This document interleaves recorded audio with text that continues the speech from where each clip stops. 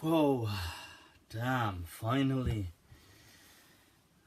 Right, let's see if this is live. Alright.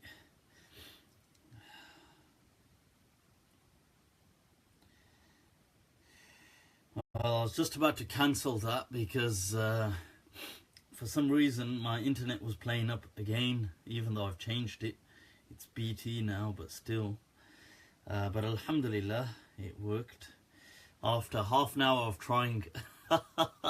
See, but people like me, we don't get an excuse because we're always late, so it doesn't matter.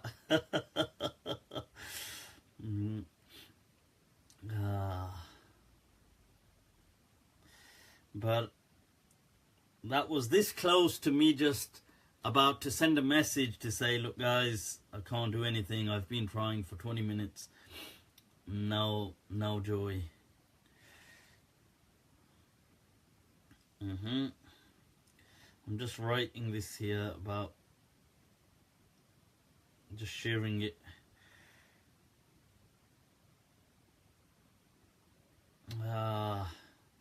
When you got a new phone, and let me just share that. Ahlan wa sahlan bikum. I take it that's done. God damn, I hope just no internet interruptions, inshallah. Inna alhamdulillah wa kafah. Wa salatu wa salamu ala rasulih al-Mustafa. Wa ala ibadi alladhina irtada. Wa man bihudahum ihtada. Wa bi'athari ahli al-Madinah iqtafa. Wa ba'd. Fasalamullahi ala al-qawm. Ahlan wa sahlan bikum. Bienvenidos a todos. Alright, Huan Ying Layth and Swagatam people, Swagatam. Right, so I'm sorry, I genuinely, like I said, look, people like me, we don't get an excuse because we're always late. But today I genuinely have been sitting here for about 25 minutes now. I've had to reset all my internet routers and the bloody Wi-Fi thing, my iPad, my phones, and then the BT router was just driving me mad. And I came upstairs now to say there's going to be no show, and just as I sat down, subhanallah, it started working. And then they say I deny miracles. This ain't no short of a miracle, huh?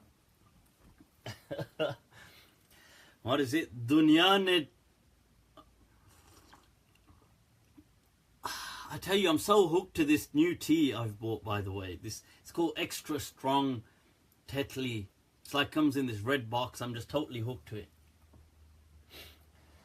Dunya ne tajriba or hawadis ki shakal mein. That in the form of trials and tribulations, जो कुछ मुझे दिया वो लौटा रहा हूँ मैं. Whatever it has handed to me, I'm only simply passing it along, people. Passing it along. So, the Red Bull and that is here. That has to be done.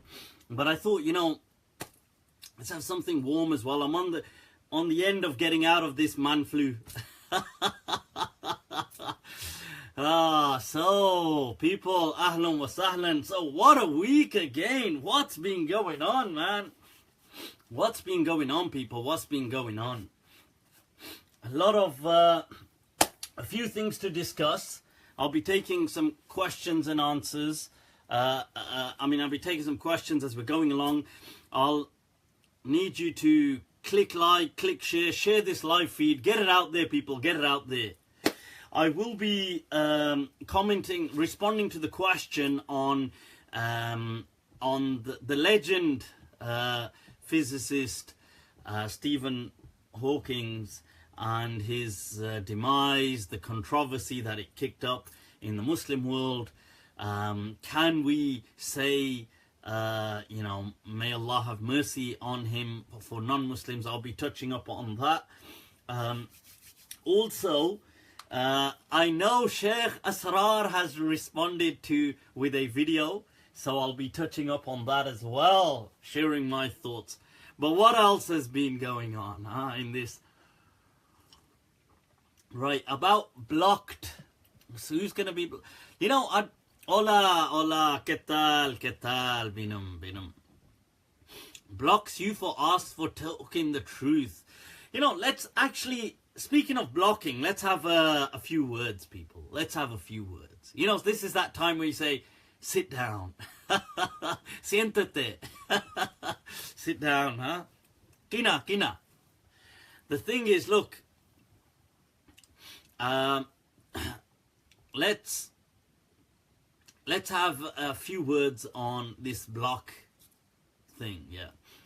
The thing is, you see, here's the thing, people. I need you to focus.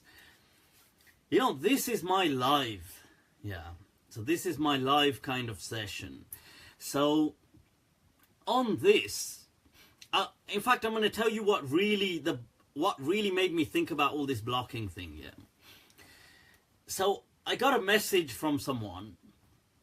I'm sure he wouldn't mind me sharing his name, Safwan, and he kind of messaged me saying, look, can you unblock me? And I said, yeah, sure, no problem. No hay problema, no hay problema. And he said something to me when I unblocked him. I sent him a message. And he said to me, he said, you know, Mufti, you're the reason I'm still Muslim today. And I have to say, it kind of hit me that I didn't expect. I just thought somebody saying, you know, just, hey, unblock me. And so I unblocked him. And he said that. And I kind of felt, I'll be honest with you, I felt bad for having blocked him in the first place. I can't remember when I blocked him, maybe a while back. Or maybe some of the admin kind of blocked him. But, you see, in light of that, I want to say that, look, you have to understand something. I need you guys to understand this message. And whilst you're understanding it, feel free to share the live feed. Click share, get this out there. Some interesting topics for today. You see, you have to understand that when I'm engaging, let's say, the public, or I'm doing a live feed, or I've made certain posts, and sometimes my posts can be controversial. You see, it's difficult. I mean, it's I suppose, when I say difficult, I mean, there is going to be a huge backlash to a lot of my stuff. Like right now I'm doing this, I'm going to get a hell of a lot of, I'm going to get haters jump on board, I'm going to get all sorts of people, trolls, I'm going to get all kinds. Now you have to understand that, look, when you troll me, it ruins this for everything, for everybody. It ruins the experience for other people. It interrupts the genuine flow that genuine people have. People want to ask genuine questions. You distract the topics, and also it's not easy, you know, responding to everybody. You can't. People just keep coming like lemmings. You know, it's like that old game, the lemmings, just non-stop. They just, what, you know, like, it's like one guy will come and he'll say something, and you'll say, look, the answer is, and then another one will come, but what's the dalil in the Quran, Sunnah? And then you'll answer, and then another one will come, oh, haven't said the dalil from the Quran and Sunnah. And then you'll say, look, listen, but I've said this. And then, but another one will come like a lemming, but you haven't said the dalil from the Quran, Sunnah. And you think, look, for God's sake, Pacareo, you know, what's wrong with you? Estás loco, huh? What the hell's wrong with you? Look, I can't be answering everybody like this. And then people will say, like one guy will come along and say, oh, it's like this Stephen Hawking thing now. One guy will come along and say, oh, he made dua for a kafir. And then another one will come along and go, and I'll probably respond by saying, look, please re-examine your whole reading of the Quran. Another one will come along and say, he made dua for a kafir. And then another one will come by and say, even I knew that. I don't even know the Quran, and even I know that. And you think, well, I think the first part of your sentence was spot on. Even I don't know the Quran. We should just stop there. Because you don't know the Quran, mate. So off you go. So, you know, people go, and it's irritating, you know, seeing all of this. So I've told people like the admin as well that, look, I don't care. If people are trolling, block them. I don't care. And a lot of the times I'll just drop a GIF, like one of those like, wind people up even more. And people go like, oh.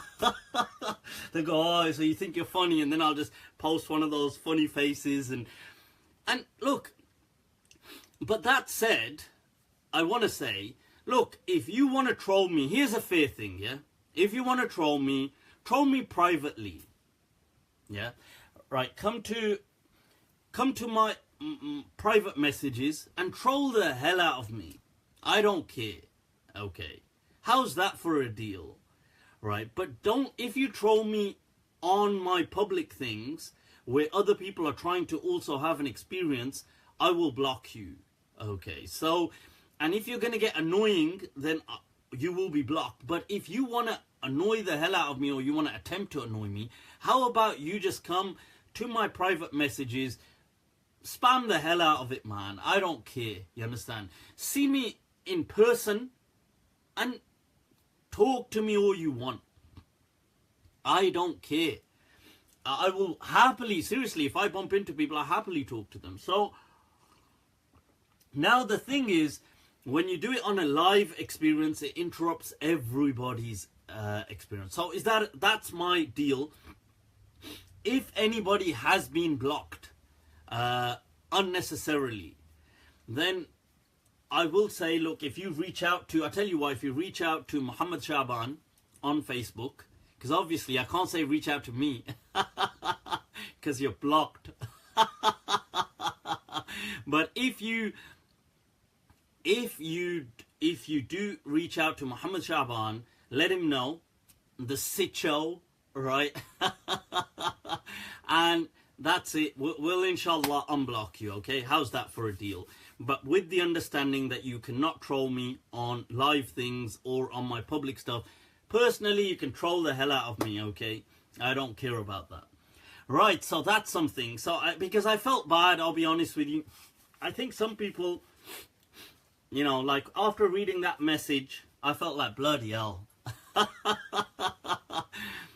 You know, it touched me in, you know, it kind of, it was a short but very moving message.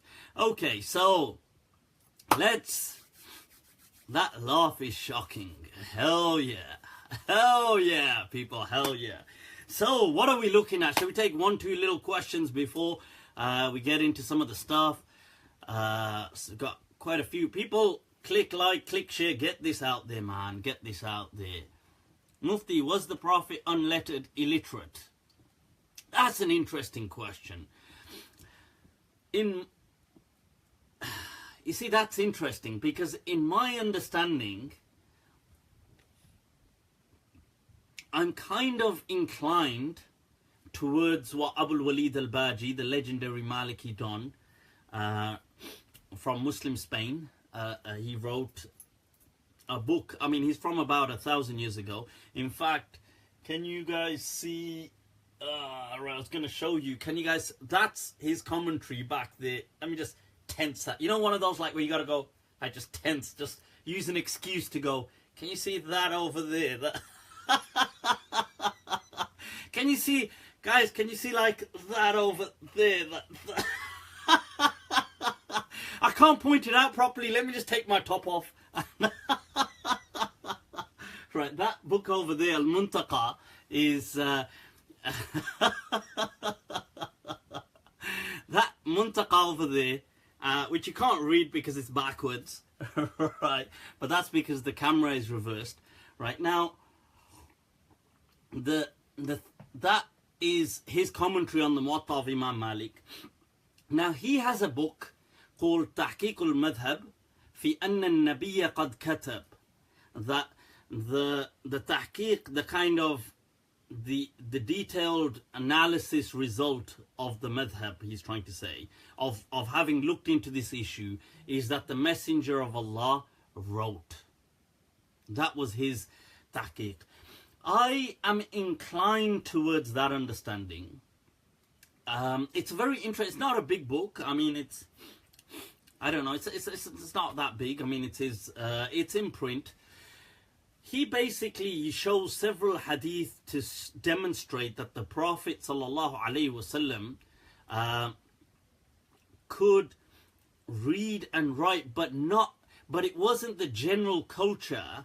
So it would have been kind of like, because they never generally wrote. So it may have been, maybe not as, so for example, maybe not as, I don't know, fluently, or as people in the culture, because generally people weren't writing in that culture.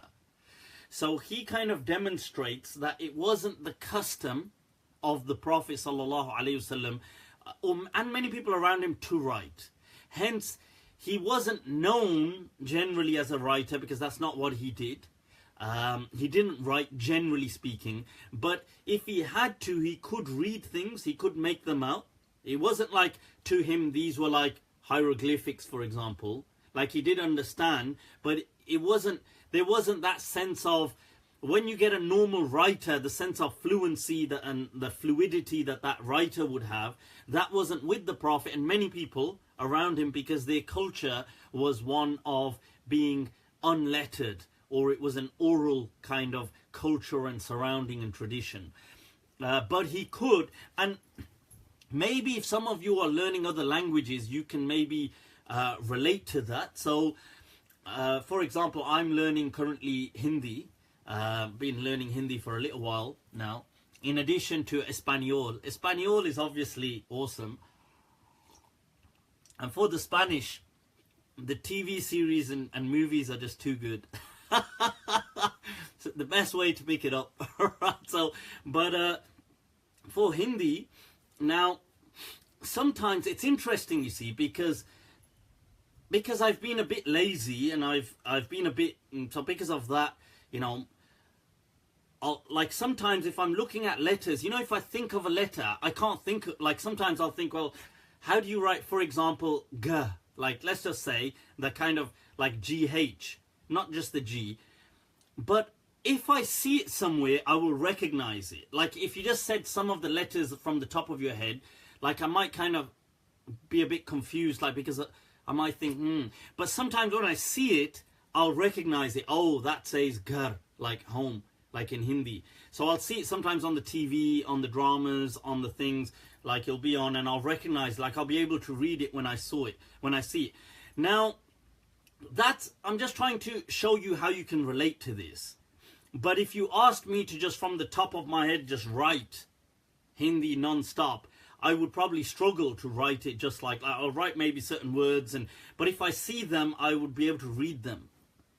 And so that's the thing. And what some of the evidence is that Abu Walid al-Baji presents him back there, is, for example, the hadith of the vision when the Prophet ﷺ was taken on his night journey, and he says that when he saw paradise and when he saw hell, وَمَكْتُوبٌ عَلَى بَابِهَا, and written on its gates were these words, and things like this. He uses these hadith to show that how was the Prophet telling you what was written unless he could read it?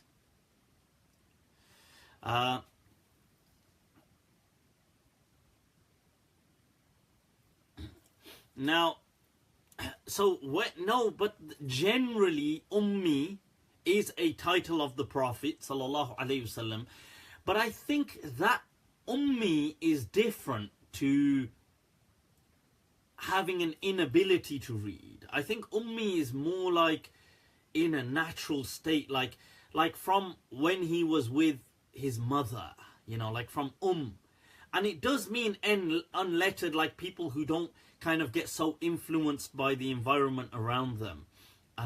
But generally speaking, it is unquestionable that the culture, the whole culture around the Prophet included, and many people around him in the hundreds and maybe thousands did not used to write. That was not their thing. Okay. So there's a difference. So for example, you could, just because like you can write, you are not a writer. Or just because you've said a poem, it doesn't make you a poet. You understand? So these are the kind of things that I don't think this is that controversial, to be honest with you. This isn't my tahqiq. This is something Abu Walid al-Baji said before. And I know some of the ulama disagreed with him. And some of them went to the extent to calling him a kafir. Some of the Malikiyah, like Abdul Hamid al-Sa'igh from North Africa. But Qadi Iyad discusses this in his Tartib al-Madarik, which is over there somewhere. But in his Tartib al-Madarik, he says they just misunderstood al-Baji. Al-Baji wasn't saying anything out of order. He was simply saying that the Prophet had this kind of ability to read, but it wasn't the culture. Like many people around, they could make out words, and they could, it wasn't that these words to them were not like hieroglyphics. Like if I show you hieroglyphics, it doesn't mean anything. It means nothing to you. But when you, even if you're not accustomed to be reading a lot in a certain language that you have familiarity with, those words, you can still make them out and recognize them. So that's what Abu Walid al-Baji was kind of going to in saying that the Prophet wasn't kind of like that he couldn't read. You know, like people, there's a hadith of Hudaybiyah when they write out the thing and it says, then he wrote and he crossed out. Abu Walid al-Baji says that he is talking about the Prophet. And all the scholars start saying, oh my God, who is the he talking about? Because the Prophet couldn't read or write, so it must be talking about Ali radiallahu anh. But the truth is, Abu Walid al-Baji says, look, crossing out 1-2 words and reading, these kind of things, the Prophet could do that. So that's something. So I hope that's of some help. That's not to strike up a controversy. But it's to show that, look, and that in itself is from the amazing character and qualities of the Prophet of God, sallallahu alaihi wasallam. I like that question, Sam Ali, that are languages innate or are they innate or are they kind of learned through society? Is it nature versus nurture? I really find that fascinating. I mean, apart from me having an inclination to with psychology with me is just, I love psychology totally. And you know, ever since I've been young, I've loved to kind of, I've had a fascination with the mind and brain and, you know, to get into people's mind. I don't know, these things just come naturally to me. Psychology was just awesome. And Noam Chomsky, yes, he does present the what they term LAD, a language acquisition device, where he says the brain is hardwired for language. I do fall in line with that way of thinking. I feel that the language, that the brain, human brain, has some kind of wiring, if you like, that is empty. It has a base, a very universal base kind of grammar to it, that can be manipulated in so many ways, and it's very raw. It's very raw and very base. But languages just fit onto it so well. And I think like animals don't have that. Human beings have that innately. And hence you see studies on feral children, children who are left in the wild, on children who are deaf, dumb and blind. And from the outstanding legends of the last century, Helen Keller, who was deaf, dumb and blind, and an inspiration to the world, really, Helen Keller was. So things like that, like how do they acquire language? Because think about it, if you're deaf, dumb and blind, but then when they write, like if you read Helen Keller's books or even some of her words, she will write perfectly. In fact, much better than most people. Now, one is understanding, you see, very pigeon speak, like me, you know, like Tarzan. You know, that kind of speak, broken speak, pigeon speak, like go, shop, you, what? But they don't speak like that. They speak with prepositions. They speak completely, perfectly. So the question is, how does that work? And I think that's a fascinating study. And I am inclined towards that human beings have a moral base. This kind of... And I find that awesomely represented in the Quran when Allah says, Ar-Rahman khalaqa al-insan, allamahu al-bayan. You see, He created man and taught him expression. Allah. Like that is, to me, just a wonderful kind of verse. Not allamahul kalam. He taught him speech. You see, a parrot can just speak. But like animals also, some animals communicate, certain monkeys communicate with certain screams that represent kind of words. They have cries for example, lion, or they'll have certain kind of a bird. They'll have certain kind of cries, which they've done tests, psychologists have done tests when they play that one. So for example, for the bird, if they play that scream, the monkey will kind of duck. Or if they play the scream for lion, the monkey will jump up on the tree. And they've also seen monkeys trick other monkeys with that. So a monkey will kind of have all these bananas, and another monkey will come and he'll say, he'll do the scream like, ah! Like, lion, lion, lion. We're going to come to lion in a moment. Lion, Rastafari.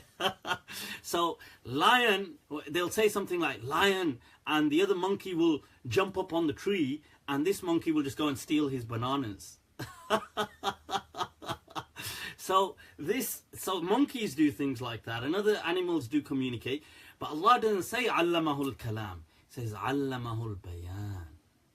He taught man expression.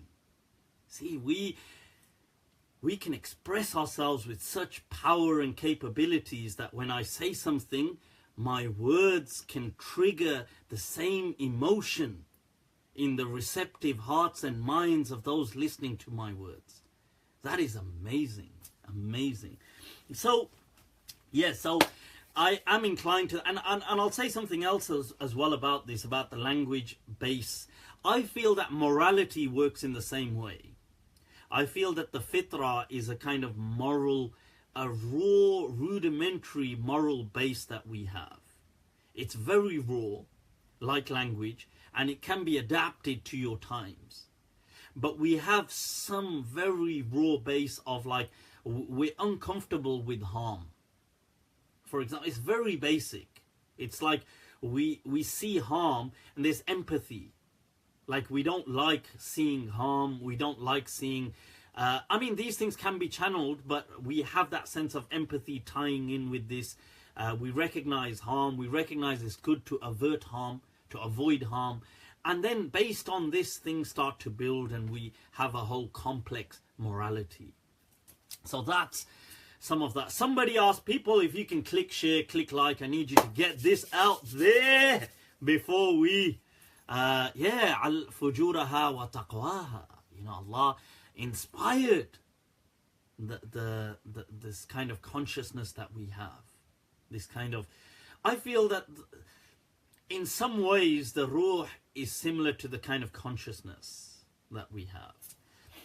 That can be argued, I understand that.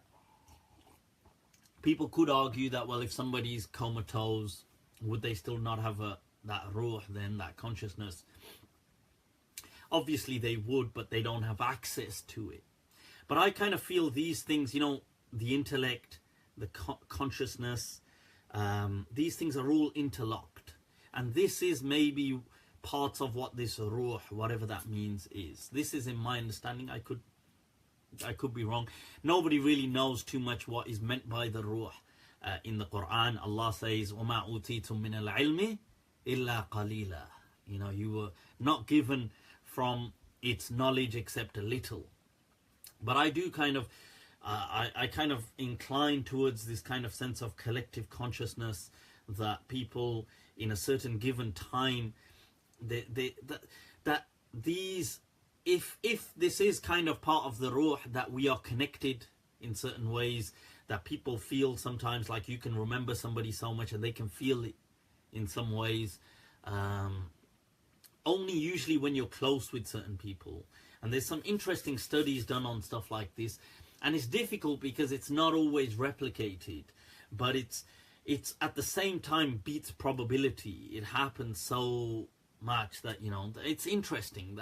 And I feel like the hadith of al-arwah junudun mujannada, that these arwah are something that is all kind of bound in together with each other in some way.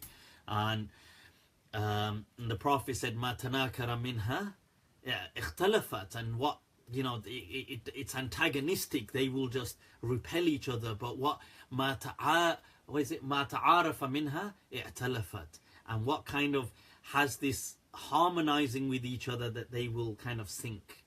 And I just find this I find this very interesting. I know Carl Jung kind of had this understanding of a collective consciousness.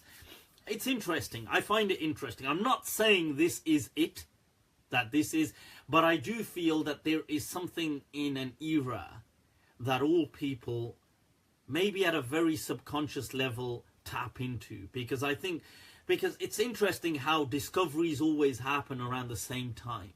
How the mood of an age seems to just change. How things... So I kind of think that I feel there's some validity to things like that. But Allahu A'lam. Right, so people, somebody... You see, I'm not... The souls... I don't know what the soul's in that sense. You know what I don't buy into? I don't buy into this kind of like the soul is like you, a ghost kind of figure looking. Like, so my soul is like me, a ghost version of me.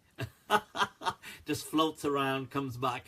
I don't buy too much into that personally. I know many people do, Christians do, some Muslims do as well. Other people do as well, some Hindus in their version of the Atma. I don't know, it just doesn't resonate too well with me. That I think I'm more kind of inclined to, there is something, this consciousness that is kind of makes us, but I don't know. Honestly, I wish I did know these things. These are some of the mysteries of the universe. But yeah, the id and the, yes, of course, the you know, all of that, obeyed, the super id and all of that by Freud. Right, and I do find it interesting. I definitely find the fact that sometimes you can be so bound like close with someone that you could go away and you could be thinking about them, or even later, much later, you think about them and they kind of react. And I just feel that's interesting, you know, that's really fascinating, that how people, and I've read somewhere once about, is it possible that, because the brain works electronically, we know this. So I read somewhere in some kind of scientific theory that is it possible that with the neural electrical activity in the brain, if somebody was to be close with somebody, especially through eye contact, could it be that, for example, this may sound bizarre to some people, but could it be that if there were kind of like biophotons, photons are massless kind of things which you can't see, they created out of nothing, they just kind of are emitted usually by electric things and other subatomic particles, that they become entangled. Because what we do know in quantum physics now is if you entangle subatomic particles and move one, the other automatically moves, no matter what the distance. Could it be that this this resonates on this kind of consciousness level, that people have some kind of remote, weak connection? Could it be? It's open to study. It's open to study. Right, so people, let's move on. There was a question there. Ijaz Ahmed, about the splitting of the moon. I have answered that in previous episodes. Please do watch that. I've highlighted that it didn't mean that the moon actually split. It just meant that it perceptibly to the people there. And Ibn Ashur explains how most likely it was a lunar eclipse or something like this. And I've gone into much detail in previous episodes, so you can watch that. And hence he brings a hadith mentioning Ibn Abbas saying it was an eclipse. And he goes into much more discussion. I've discussed it previously. But it's so the moon splitting was not, I mean, it may have been perceived like that to people, but it didn't actually split. Okay. Now, and we don't need to think, you know, we've got to understand something. The prophets didn't come to be superhumans and do superhuman miracles. I think we've kind of messed up our understanding of, we've got this mythological version of religion where all of a sudden religion needs to be about superpowers and superhumans and demons and all these kind of mystic, this kind of mythological characters and all these things for it to resonate with us. Like if it's just real human people, then it's too boring, all of us. Either boring or we can't. This is the irony. We then feel we can't relate. And the amazing thing is, Allah says in the Quran, لَقَدْ كَانَ لَكُمْ فِي رَسُولِ اللَّهِ أُسْوَةٌ حَسَنَةٌ, that you have a perfect example in the Prophet. How could we have a perfect example if he was superhuman? It wouldn't make it. Allah is telling us, look, you can relate to him. Allah says, and we would not. You know, what did the kuffar of Quraysh say? They said, send down somebody from the sky, send down, you know, a book, or send down an angel, or send down this. Allah ridicules them, says, are they crazy? We don't do things like that. You know, we don't do things like that. You are a human. قُلْ إِنَّمَا أَنَا بَشَرٌ مِثْلُكُمْ يُوحَى إِلَيْهِ, except that Allah has revealed unto me. So, you know, I'm a human just like you. Like I don't do these kind of like these kind of superhuman things that you want. Because they were saying, look, why don't you do this? Why don't you just make a garden appear here and we'll believe? So the point is, if Allah was going to do these things later on anyway, like let's say Allah did decide, hey, I'm going to send down Jesus from the sky, then you might as well just send him and get it over and done with at that point, and everybody would just believe. Because that's all they asked for. You know, like they say, hey, would you do this? No point telling them off and then saying like, are you crazy? We don't do things like this. And then later on doing it anyway. Like that's like a massive contradiction. Like, what do you mean you don't do things like this? Well, you're doing them anyway. So, exactly. So, and then there's no test. What is the purpose of faith? Then it's just like saying, well, you know, it's okay. There's empirical data. Hey, you know, here comes... You know, Allah says, وَلَوْ شَاءَ اللَّهُ لَجَعَلَكُمْ أُمَّةً وَاحِدًا. If Allah wanted, everybody would have believed. But He didn't want to do that. So, right, so, Ijtihad, do I believe Ijtihad can be practiced by modern day scholars? Of course it can. Who dares to lock the doors of Ijtihad? We'll kick those doors right in.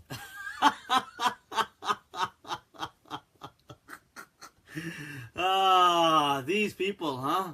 Put all the locks you want on it. You know what it is? These people are just haters. Nah.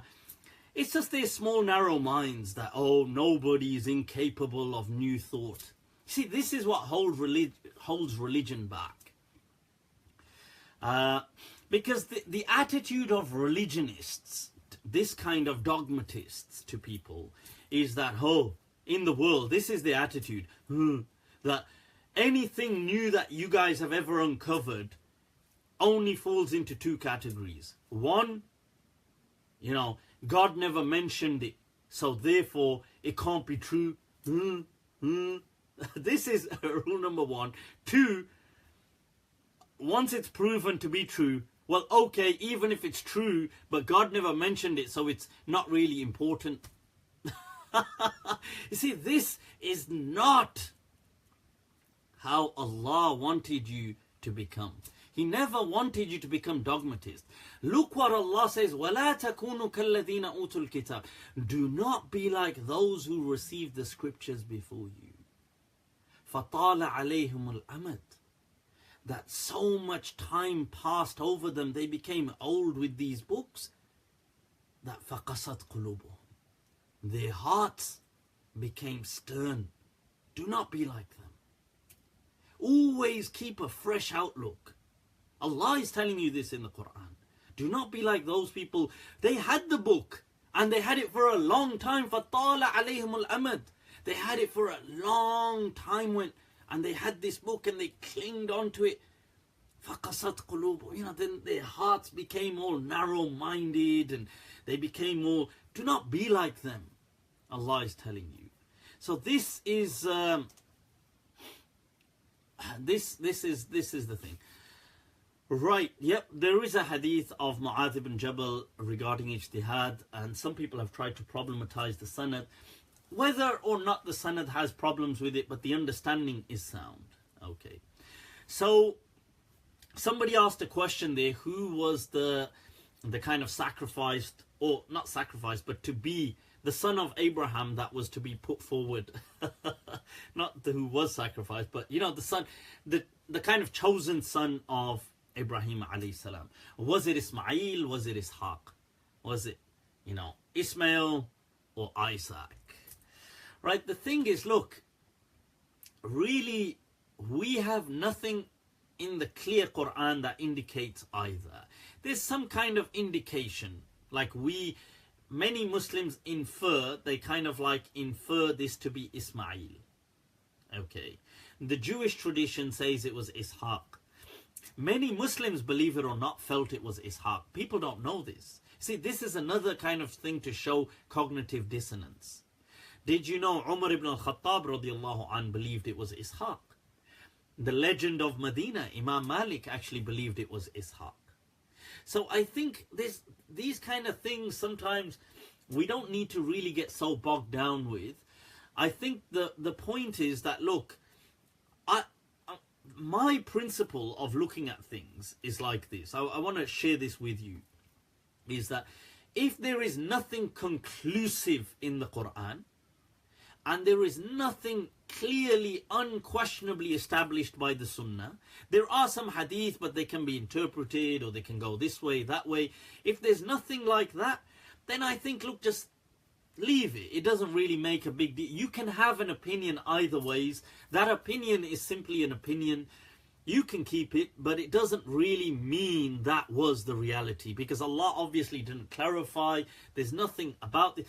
And a good example here is like somebody asked about Jesus speaking in the cradle. Now, first of all, I tell you what, I'll come to that when I respond to Asrar's point. What's a DNR? Well, I don't know. Like, do not resuscitate. Is that what it is? Okay, this question.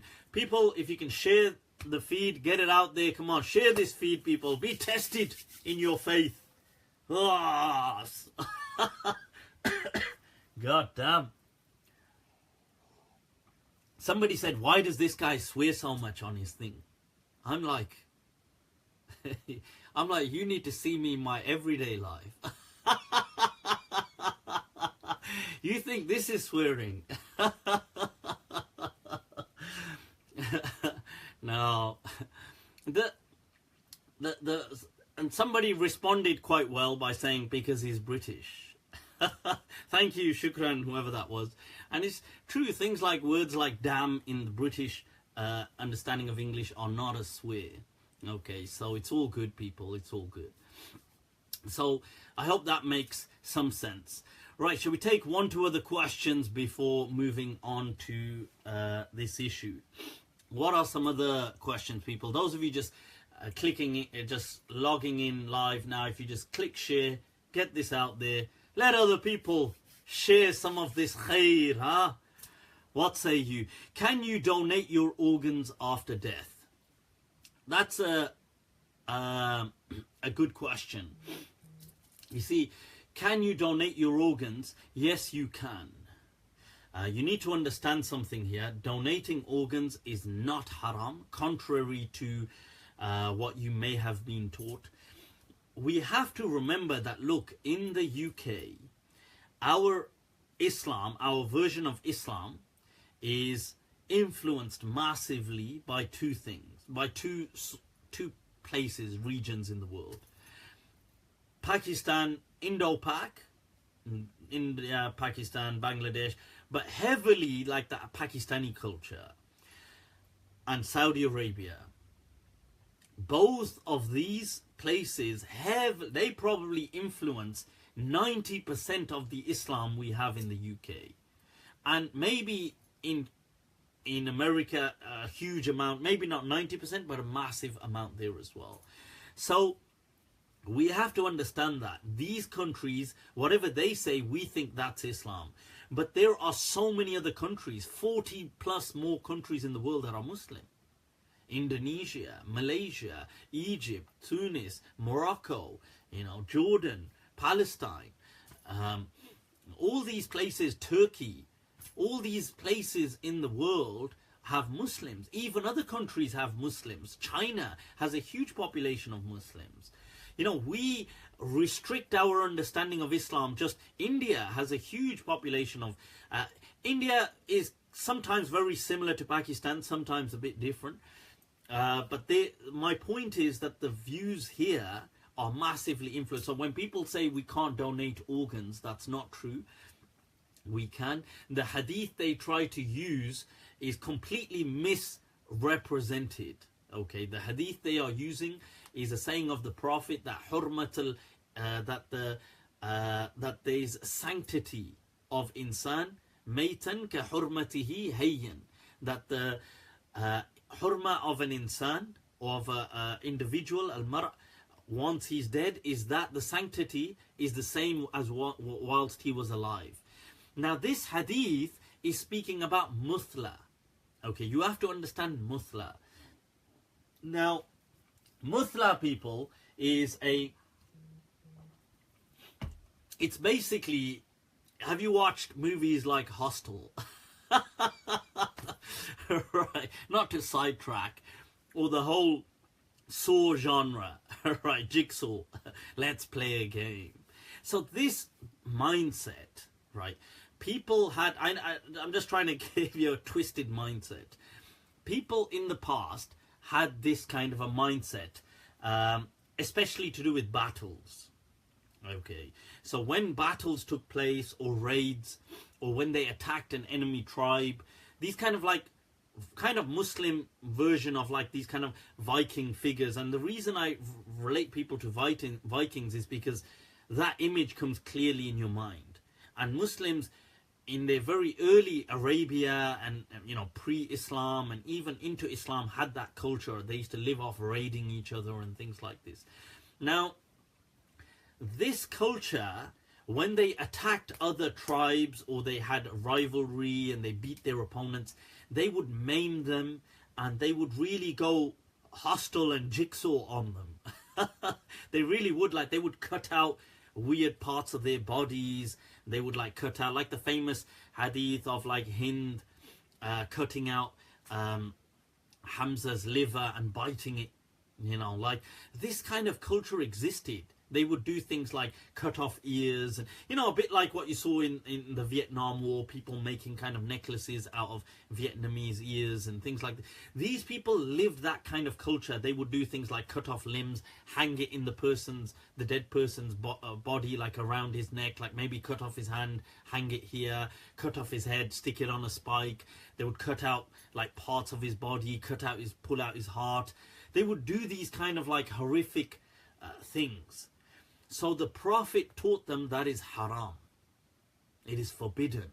And the sanctity of a human whilst he's dead is the sanctity of a human whilst he's alive. This is what the Prophet of God was teaching. He was not talking about organ donations. Right? You see, this is so naive that you take the Prophet and you place him in an anti-progressive kind of position, like that the Prophet is against humanity progressing. How irresponsible can you become? In the Prophet's time, organ transplants like this didn't happen. More primitive versions did happen. Okay, it's like like the prototypes, like, so for example, having a fake nose. So there was a companion in the lifetime of the Prophet whose nose got cut off in a battle, and he took a nose made out of gold. He stuck it on. The Prophet never said anything to him, like, hey, what the hell does that nose serve as a function? You know, it's, why are you wearing gold? Or why have you even got a nose? It's not like you can smell with it. You know, it's not like these kind of things. No. Oh, why are you wearing that nose? Just so you're changing the creation of God? Or is it just so you can compete with other human beings? This isn't how the Prophet treated him. The Prophet never said anything to him. He kept a golden nose. Like the Prophet, this is a known incident. And there were other examples as well where people did these things. These were very early prototype versions of what will come in our time as actual organ transplants. Obviously, humanity still had a long way to go before it could discover all these things. And that's all good. Allah says in the Quran, you know, do you not see كيف بدأ الله الخلق, how Allah began creation? سيروا في الأرض فانظروا. Go walk and look and search and discover. So this point of organs, now later on after the Prophet, within a few centuries, Muslims, like within even 2 centuries, Muslims started to do certain prototype surgeries, like they would get animal bones and sometimes mend them. They would do things like let's say a person needed something, they would use sometimes some animal bones and wrap it up and see if that could heal. Some of the early scholars speak about this. Sometimes if a person lost, like let's say a person, like for tooth, like let's say your tooth had fallen out or your teeth were broken, sometimes they used artificial things, gold. Other times they like just got your teeth and just held them there, and sometimes it kind of just sealed itself back in. And there's a whole discussion where the scholars see no problem with this kind of stuff. And Imam Shafi'i, although did have a problem with stuff like this, considering it, he considered it to be dead and felt that you have to break it back out, which I think makes no sense. But and then we come to our time when this is actually viable now. You see, people who are gifting their organs, this falls under the verse of the Quran, وَمَنْ أَحْيَاهَا, and who brought a soul to life, فَكَأَنَّمَا أَحْيَا النَّاسَ جَمِيعًا, then he has brought the entire mankind to life. This is the kind of verse that relates to stuff like this. Now, I speak often about the Shaykh al-Islam of the last century and the Grand Mufti of the Maliki, Ibn Ashur. His successor and junior to him and a student of his, but also a very senior scholar who was in his time deemed the Grand Mufti of the Malikiya, is Shaykh Muhammad al-Aziz Ju'ayyid. Now, I do have his fatwa around here somewhere, and I've quoted them in the past. But Sheikh Ju'ayyid, he in the 60s speaks about this issue of organ donation. Tabarru', they call it kind of tabarru' al-a'da', that kind of giving your limbs and things like this, especially if a person is dead, and he issues the fatwa, it's absolutely fine. Many of the ulama of Al-Azhar have issued the fatwa, it's absolutely fine. They've said it does not violate any understanding of Islam, it does not go against the Quran, it does not go against any established sunnah, it does not uproot a principle, and if anything, those hadith are talking about something else, and it actually corroborates the verse of the Quran about whoever gives life. And I think it's one of the greatest acts of charity that a human being can ever do. And I'll be honest with you, I think it's actually very scary. It's a scary thought. Even if I were to think about it, I'd kind of be a bit scared, if I'm going to be honest, even though I know that I'm dead, which is weird, but I still, the thought of somebody kind of like taking my eyes out, you know, taking my liver out, pulling my heart out, the thought of these things are really freaky. And if I'm going to be honest, I think it's that fear that really makes people say it's haram. Nothing else, in my understanding. Or maybe some ignorant kind of interpretations. And so this is why I would just be, I'll be honest with you, I'd be kind of frightened and freaked out about doing this. If anything, it's just the fear, even though it's technically an irrational fear, but it's an instinctual fear. It doesn't make sense because you're dead anyway, and your body parts will just, I mean, in a post-mortem, they'll kind of cut up your pieces anyway. And then they'll just kind of chuck them back in and just sew it up. But, right, so the point is, you wouldn't feel it if you're dead. No, I mean, if you're asking, does the dead person feel this from an Islamic perspective? No, because whatever's in this world stays in this world, right? It's like, it's got the Vegas rule to it. Whatever's from this world just stays in this world, right? So the dead person doesn't feel it at all. But I mean the fear that you have now, even though you know your body will be dead, but you're still kind of freaked out by it. So that's all it is. And I think people who are so adamant on this rule, really, I think they ought to, if they really believe in this and they're prepared to preach it, then they ought to sign a clause that they will never accept a donor from anybody else. You know, you can't be, and they will never encourage anybody of theirs to take a donor. You know, if their parent was dying and they could receive a donor of a kidney or a liver to save their life, or their heart, or their child, then they shouldn't encourage that person. You know, if you're going to preach to people to not give, then you can't preach to take.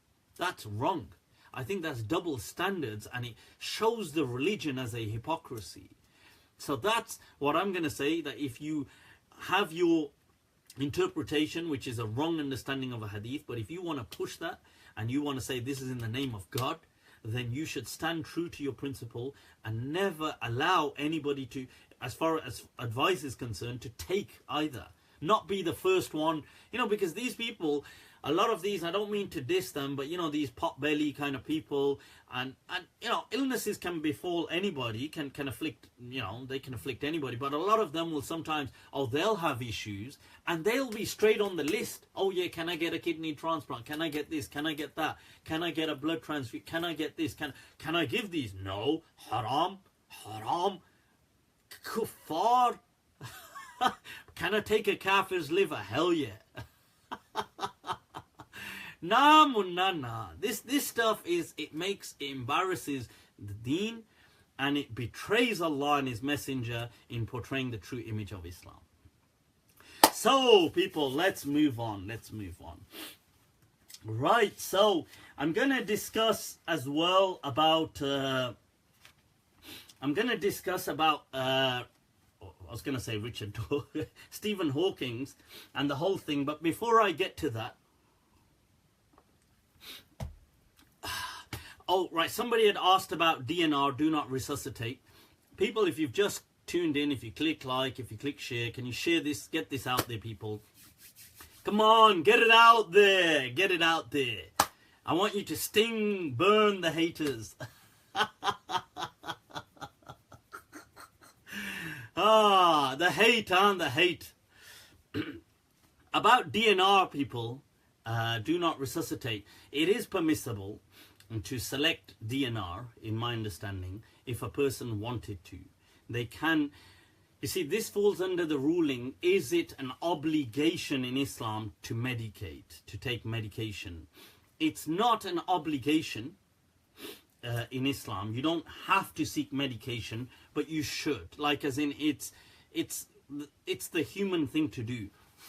Now, even the Prophet encouraged that people do seek medication, but if you didn't, it's not like you're sinful or you're going to hell or you're doomed. You know, it's a foolish choice, I think, that you have such an amana from Allah, good health, and you don't seek. That said, DNR is something totally different. DNR is usually when people are in a very debilitated state. Do not resuscitate. Now, if a person is in that state of mind, like, let's say they, you know, life is, the quality of life is not there. at all. And I don't mean by quality the luxuries, like, hey, am I chilling in my penthouse? I don't mean like that kind of quality of life, but actual, like, you're suffering non-stop, you've got nothing but pain, like, let's say your key vital organs are failing, you know, like things like your heart is playing up, your liver, kidney, all these things are playing up, your lungs. Now, in that situation, let's say you were to go down, and the doctors ask you that if you did go down, would you want us to resuscitate you? And they wouldn't, I don't think they would say this to young people, but especially people who are of some age. So people who are senior in age, they usually ask them, would you want us to resuscitate you? Or they would ask a loved one, would you want us to resuscitate, let's say, your parent or your grandparent? Now, this is a difficult question when it's asked to loved ones. When it's asked to the person themselves, they can just say, in Islam, if they don't want, they can say no.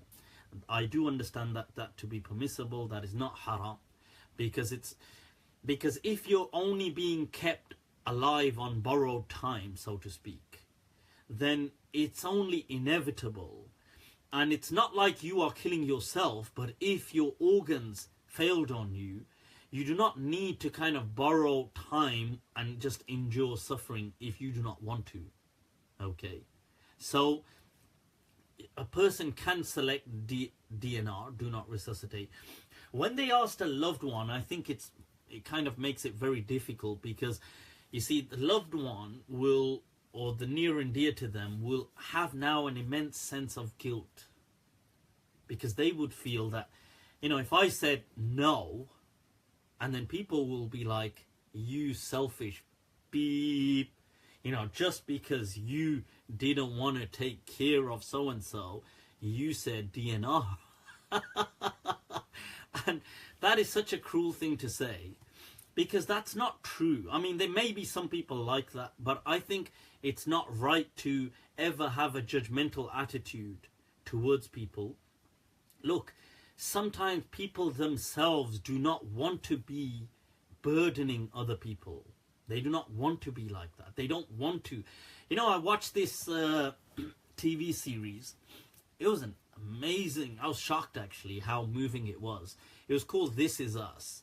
And in there, there's a scene with this kind of father who's now terminally ill. And it's a point where he's dying. And he's on this kind of hospital bed, and the son says to him, they've kind of reconnected after never having this bond, and they develop in this short time a very powerful bond.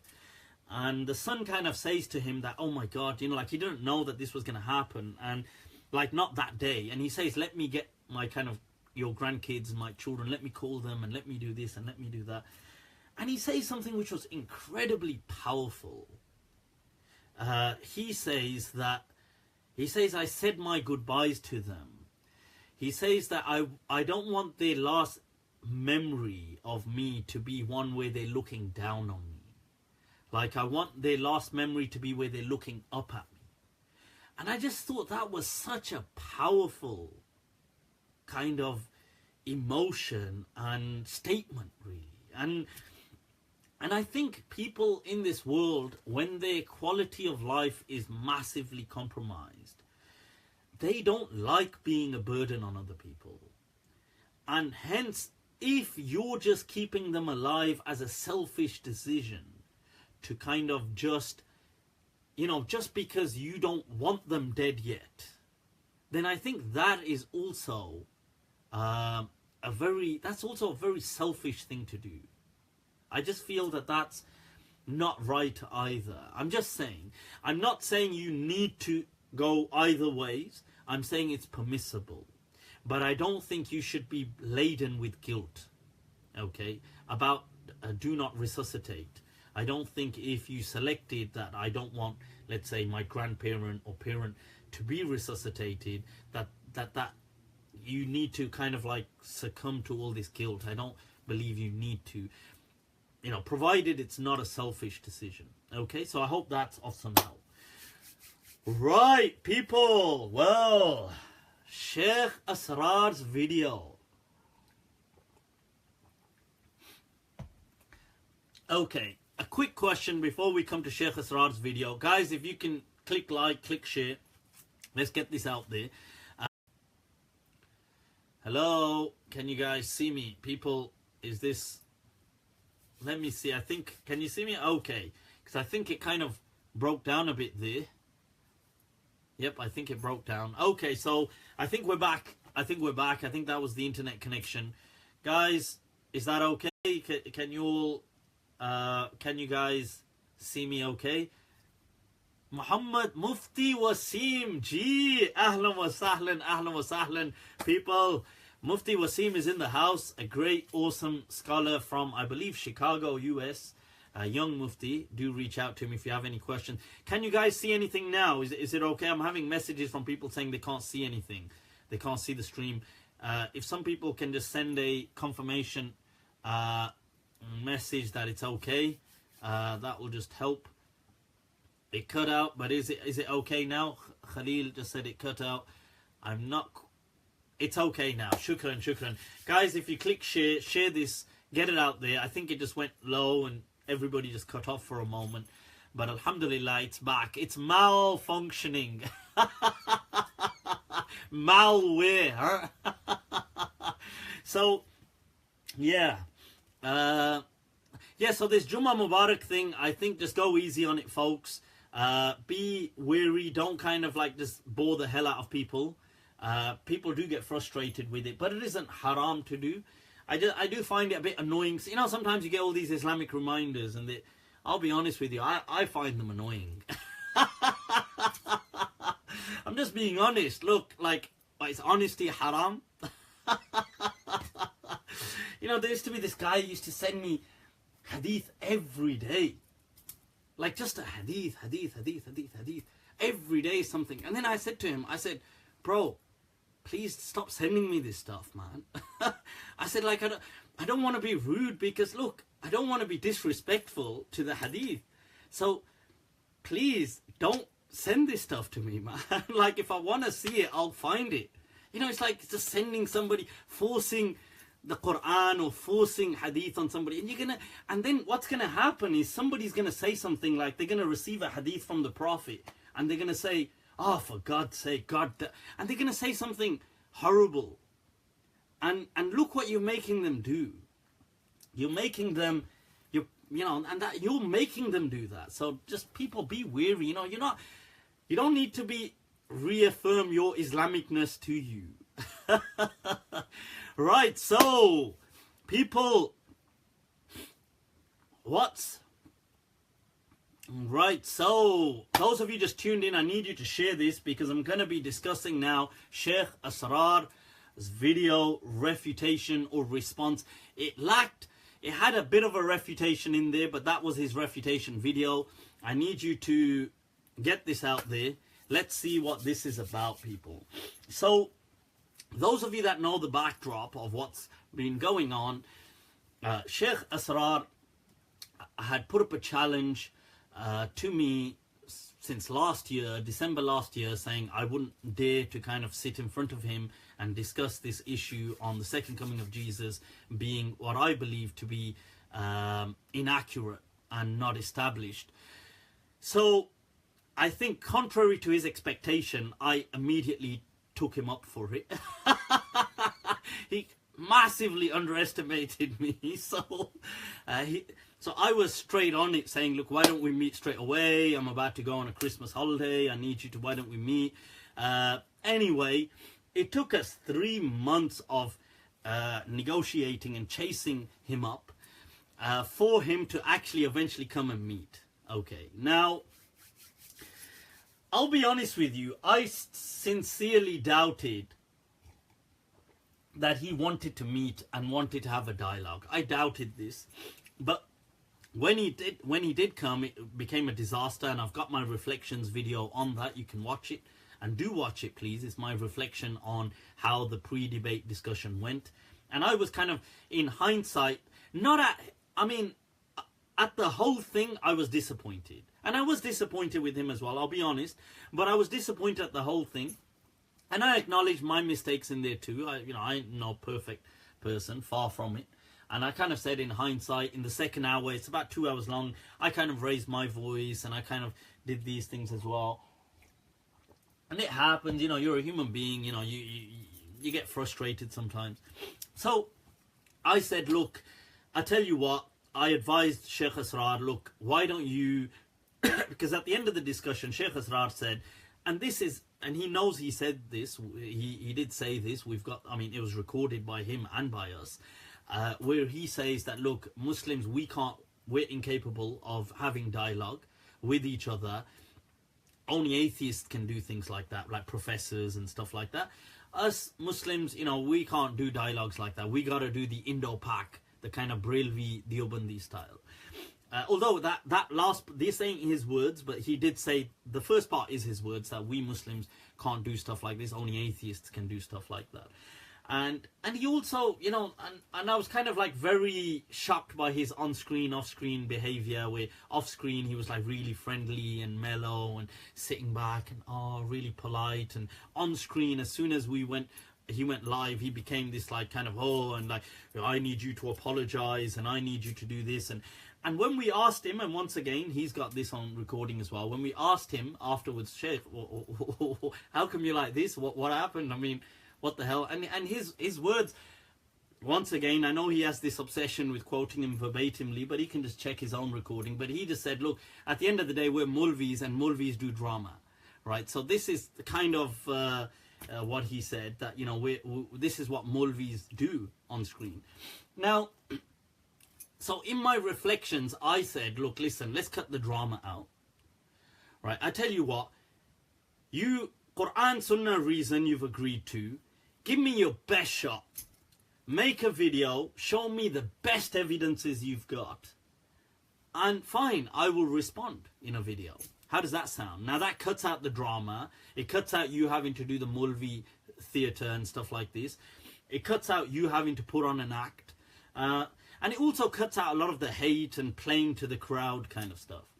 Now, in what followed after that, we had some text messages exchanged in which I sent him some messages saying, Sheikh, can you cover these questions? Is the coming of Jesus rational or textual? Did the Quran engage this, or did it kind of sideline this issue as it did with the Dajjal and the Mahdi? Why is Jesus coming? Why is he coming? What is the purpose of Jesus coming, and why Jesus? So I put these 4 questions to him, and I said to him, will you also please quote the asanid of these hadith, the chains of these hadith, otherwise it's pointless. He responded to me in text by saying, you know, you should have discussed all of this with me before. However, I will be responding to all of your questions. He said this in his text message to me. I said, fine, thanks, Sheikh, much appreciated. At the same time, he was asking me, I did say this, I don't know why he was doing this, because on one hand, he was asking me, I need to go, you know, hey, why don't you come down, hang out with me and stuff like this. On the other hand, he was making a post, there's a satanic scholar going around giving all these rulings, which was really just confusing me, that I don't... Kya drama hai, yaar? You know, what's going on here? Like... You know, you're acting all pally with me. Then you're making all these statements of, you know, you're kind of like this satanic person. Anyway, so he put a date. Now, to help him, last week I gave a prelude, a kind of backdrop to my thinking. I've raised a lot of questions about why do I problematize the coming of Jesus. Is it simply that I have an issue with the hadith? It's not. It's the fact that it has a huge problem with the overall understanding of the Quran, with the established Sunnah and the principles in Islam. I showed that when we look at, and please do watch my kind of prelude to this debate. It is, I think it is, I'll get a thumbnail made for it, but it is it's last week's number 69, I think. So now the thing is, in there I highlight this whole narrative is problematic because it clashes with many Islamic principles. It clashes with the teaching of the Quran. Jesus, when he's going to... I told last week, I mentioned, look, the devil is in the detail. Let's look at the detail of these hadith. they reflect exactly what the Gospels say, that Jesus will come to judge over mankind. He will judge Jew and Gentile, that all animals will become vegetarians, that all evil will rise from earth, that Jesus will force people to become Muslim. He will give them only two choices. You face the sword, or you face death, or you face Islam. All of these things went against the whole teaching of Islam. You know, all this kind of like all animals becoming vegetarian, by the way, which is one of the verses from the Gospels, from the Bible, about how the wolves will graze with the sheep and so on when Jesus comes. Now, I said, look, and I mentioned that people say, how could this creep into Islam? And I said that much greater has happened within Islam. Like, look at within decades of the lifetime of the Prophet, the head of state, like Uthman, is not only assassinated in his home, the city of the Prophet is held under siege for days on end. The body of the Caliph is left on the street. Somebody could ask, how could this happen? But it happened. I mentioned the huge splits that happened afterward. I mentioned how many people entered Islam. Surely there were many people who hated Islam. And there were many people who were sincere but carried baggage into Islam. And many of them Christian. The whole of Sham was under the Roman Empire. They embraced Islam. The church was transformed into the Umayyad mosque of Bani Umayyah. It is on that mosque minaret then that many believe Jesus will descend. Which once again, all of a sudden, there's no mention of Damascus. There's no connection with Damascus in the Prophet's lifetime. No sooner do the Muslim within decades move their capital to Damascus under the rule of Bani Umayyah. There's all of these hadiths start emerging about the benefits of Damascus and the amazing features of Damascus. I showed how there was a problem with this greater narrative. So do watch my prelude. Watch why I'm saying this. I spoke briefly about witness testimony, about some of the research that has been done on forged false memories, how people actually believe several memories to be true, but they're wrong. Now, okay, so I, shortly after doing that prelude, I sent that to Sheikh Asrar. Okay. So I sent this to him so he had this, and he actually, to my understanding, watched my prelude. Why I feel this? Because he refers to certain things within his lecture that I spoke about in my prelude. So he speaks about the Dawkins debate, which I mentioned, how that made Muslims cringe. He speaks about a few other things, which I mentioned in my lecture. And at the end of his lecture, he actually speaks about the pre-debate. Now, right, my thoughts and this about this whole, I watched it last night. It's just over an hour long. I have to say, people, first of all, I'm thankful to you, Sheikh Asrar, for taking your time out, for making that video. And the hadith teaches us, and the Prophet taught us, Man lam yashkur nas lam yashkurillah. Whoever isn't grateful to God. So I'm thankful. That said, now let's be honest. Now that we've done that, let's be honest. This was your challenge. Yeah. I am thoroughly disappointed. Disappointed isn't even the word. That was such an anti-climax. You know, for somebody who we chased for months on end, to come and who made this such a challenge. This is unquestionably established in Islam. The second coming of Jesus is by the Quran, Sunnah, reason. It's ma'lumun min ad-din bil-darura, which means it's as bright as day. It's as bright as day. Yeah, I couldn't see the light. I don't know what day this is as bright as. He never went through anything. He just went like, okay, so a summary. Most of what he brought in his 1 hour clip, I had already answered in my prelude. This is hilarious. And he's been through my prelude. He didn't go through any of the questions, generally, not expanding on them, and at least 2 of them he didn't even touch. the purpose of Jesus, why not another prophet? These things he didn't even touch, which he promised. He said to me in his text message, I will be going through I'll do, all these things, I'll mention the asanid. He didn't do any of this. I don't, like, yaar, ye drama kya hai yaar? Ye teja kya hai? Ye teja. What is all of this, yaar?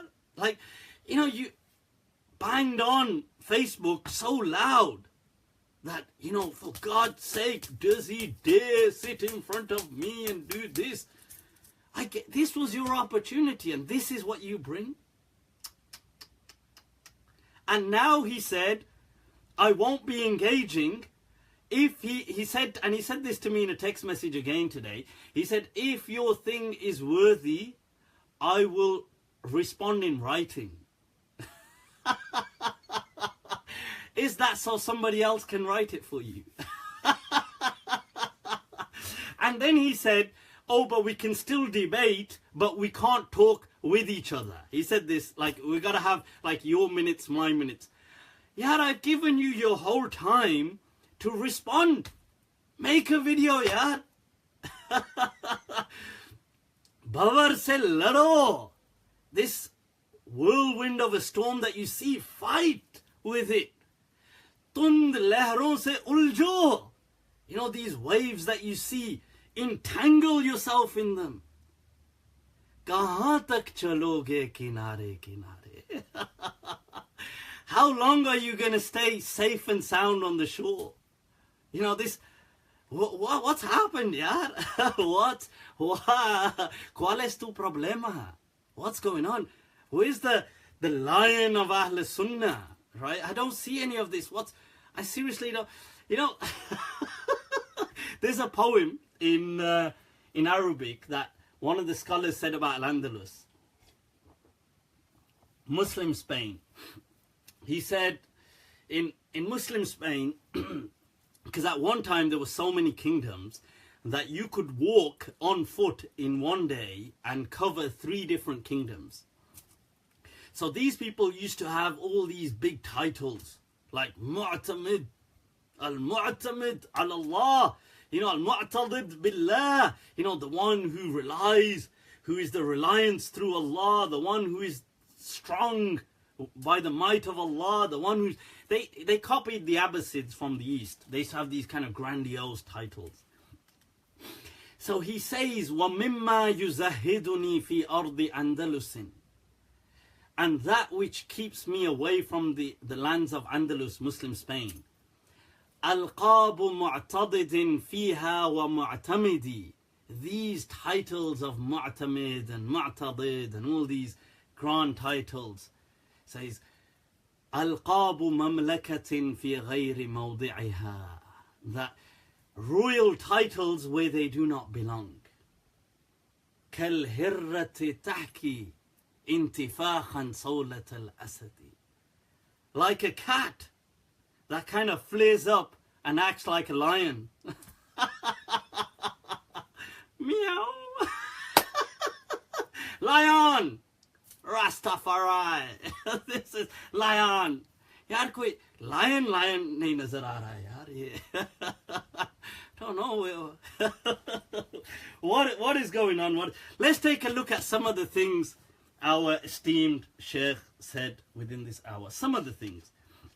And I am going to give the Sheikh a chance because, as I did mention, I've got some preoccupations at the end of this month. So I'm hopeful within the next, I'll give him like these next, let's say 2 weeks or so. Hopefully, maybe he will do a detailed video to answer my issues. Inshallah, inshallah. But let's take a look at some of the things he said. Okay, he took a look at the verses. You know, it was interesting. He mentions like these 3 verses in the Quran, all of which he himself concedes there's a different opinion to them. So I don't even see what the point of mentioning them was. He says, okay, there's a verse here which says, بَرْ رَفَعَهُ اللَّهُ إِلَيْهِ. But some people say that, it could mean this. Okay, it could mean that, but we don't go with that meaning. But you yourself accept it could mean that. It could mean that. And other people have said that. So he says, Allah says, بَرْ رَفَعَهُ اللَّهُ إِلَيْهِ, Allah took him up, raised him to him, so why to him? Well, why? Go to the beginning of these verses. Go to the beginning of these verses. What does Isa begin his kalam with? فَلَمَّا أَحَسَّ عِيسَى مِنْهُمُ الْكُفْرِ, when Jesus felt that there was so much disbelief, قَالَ مَنْ أَنصَارِي, he said, who are my helpers, my friends, my supporters? إِلَى اللَّهِ, مَنْ أَنصَارِي إِلَى اللَّهِ. What's this ilah doing there then? The people said, oh, that ilah just means, yeah, it's just like an extra, it means like in the Allah. Well, it's the same ilah here. It's the same word. It's in the same context. So, and then the Ash'aris generally don't accept. Most Muslims don't believe Allah has a direction. So you couldn't say raised up to Allah being a direction. And then he concedes himself, look, you could take a different meaning from here. He mentions things like, he goes on about Jesus dying, not dying on the cross. Look, Muslims have never said Jesus died on the cross. Imam Malik ibn Abbas in Bukhari, Ibn Abbas in Sahih al-Bukhari says that Allah says, Mutawafika means I'm giving you death. That Allah gave death to Jesus. The understanding of Ibn Abbas is that Allah gave death to Jesus naturally on earth. So he says, well, look, so if the Romans wanted to kill Jesus and the Jews, but they weren't able to, but they find him dead, so I suppose, they got their goal. Who said he died there and then? Who said that? He didn't have to die there and then. Like, what? I don't understand what this is about.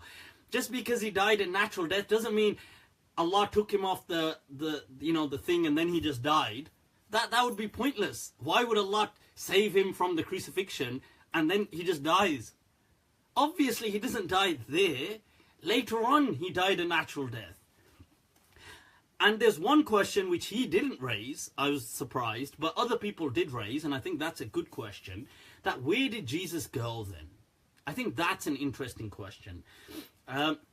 Truth is, nobody knows. But then the truth is, nobody knows where Jesus was before he was 30 years of age. So you see, Jesus comes to Jerusalem at the age of 30, close to 30. Prior to that, where was he? Even Christians don't know. Nobody knows where Jesus was. All these years, where did he grow up?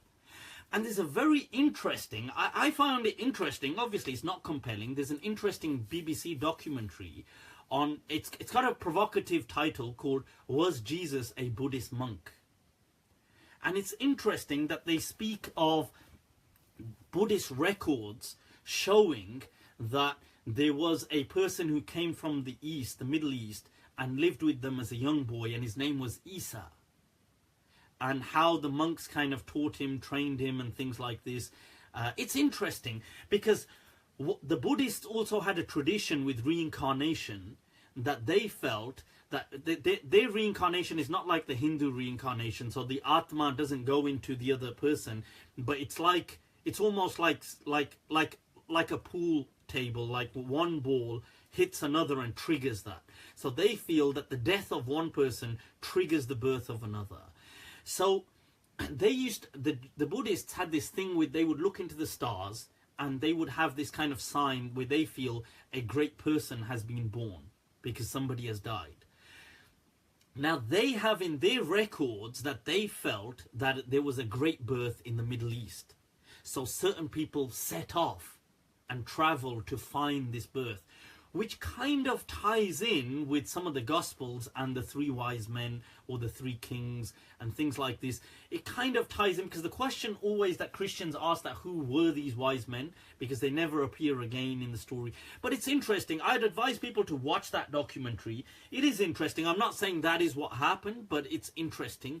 It's some research. But nevertheless, let's come back to what Sheikh Asrar was saying. So he mentions these verses and he says, well, these verses I admit can mean other things. So what's the point of mentioning them then? Because I said bring clear proofs from the Quran. Don't bring something and say it could mean this, but it could mean this. He says, oh, وَإِنَّهُ لَعِلْمٌ لِسَاعَةٍ, but it could mean Jesus, it could mean the Quran, it could mean this, it could mean this. So what's the point of mentioning this? Right? So, and then he kind of goes on about وَإِن مِّنْ أَهْلِ الْكِتَابِ إِلَّا لَيُؤْمِنَنَّ بِهِ. I've answered this extensively in my prelude. That look, what are you talking about? That verse that you're interpreting, that there are no people of the book except they will believe in Jesus before Jesus' death, before this at the second coming, makes no sense. Because look, that means most of Christians would have already died. Because they've been living from 2,000 years up until whenever Jesus comes.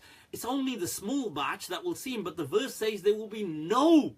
وَإِن مِّنْ أَهْلِ الْكِتَابِ إِلَّا. There will not be a single Christian and Jew except. So it clashes. Overwhelmingly clashes with what you're teaching. And plus, the reading that I said is supported by Ibn Abbas, by Mujahid, by Shahr ibn Hawshab, by Muhammad ibn Ali al-Hanafiya, the son of Sayyidina Ali radiallahu an, by Dhahak. It's even supported by the recitation of Ubay ibn Ka'b. I told you, look, I've given the answers to all of these. And then I was really disappointed with the interesting thing is, by the way, during this video clip, Sheikh Asrar, may Allah bless him, he refuses to use my name now.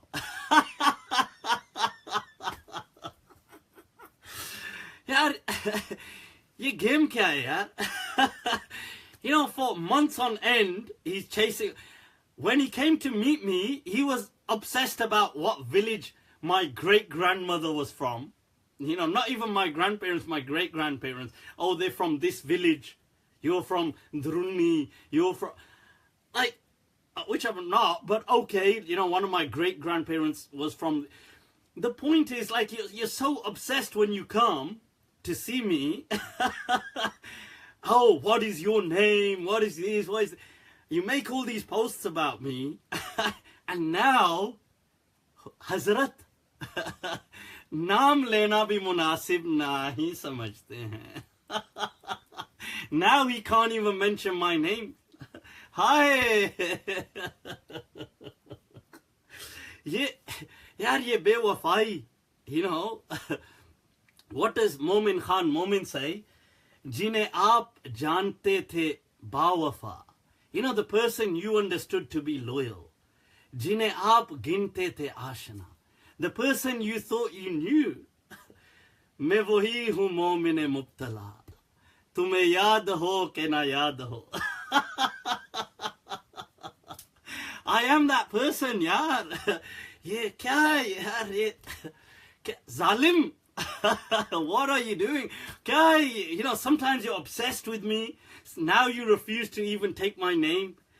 And some reformists have claimed, or maybe in that there's some extra, some love and devotion, huh? Otherwise, kya hai ye yaar? Ye kabhi akhiyan ladaye, kabhi akhiyan churaye. Kya ho raha hai? What's going on here, man? What's he doing? So, and then Sheikh Asrar, if you're watching this, by the way, Sheikh Asrar, if you're watching this, sir aankhon pe swagatam, aapka swagat karte hain yaar, swagat karte hain, right? If you're watching this, when he sat with me, he said, don't misquote me. Don't misquote. He corrected me on a word. On the word, I said something like, he said, does he have the... He said, no, I said, will he have? You have to correct every word. But then in his video, when he wants to speak about the miracles of Jesus, he says, Allah explicitly speaks about Jesus speaking as in the cradle. Yeah, so in this, at about 28 minutes, I think about 50 seconds into it, he says, Allah explicitly says that Mary came carrying him and then put him in the cradle and then pointed at him and he spoke.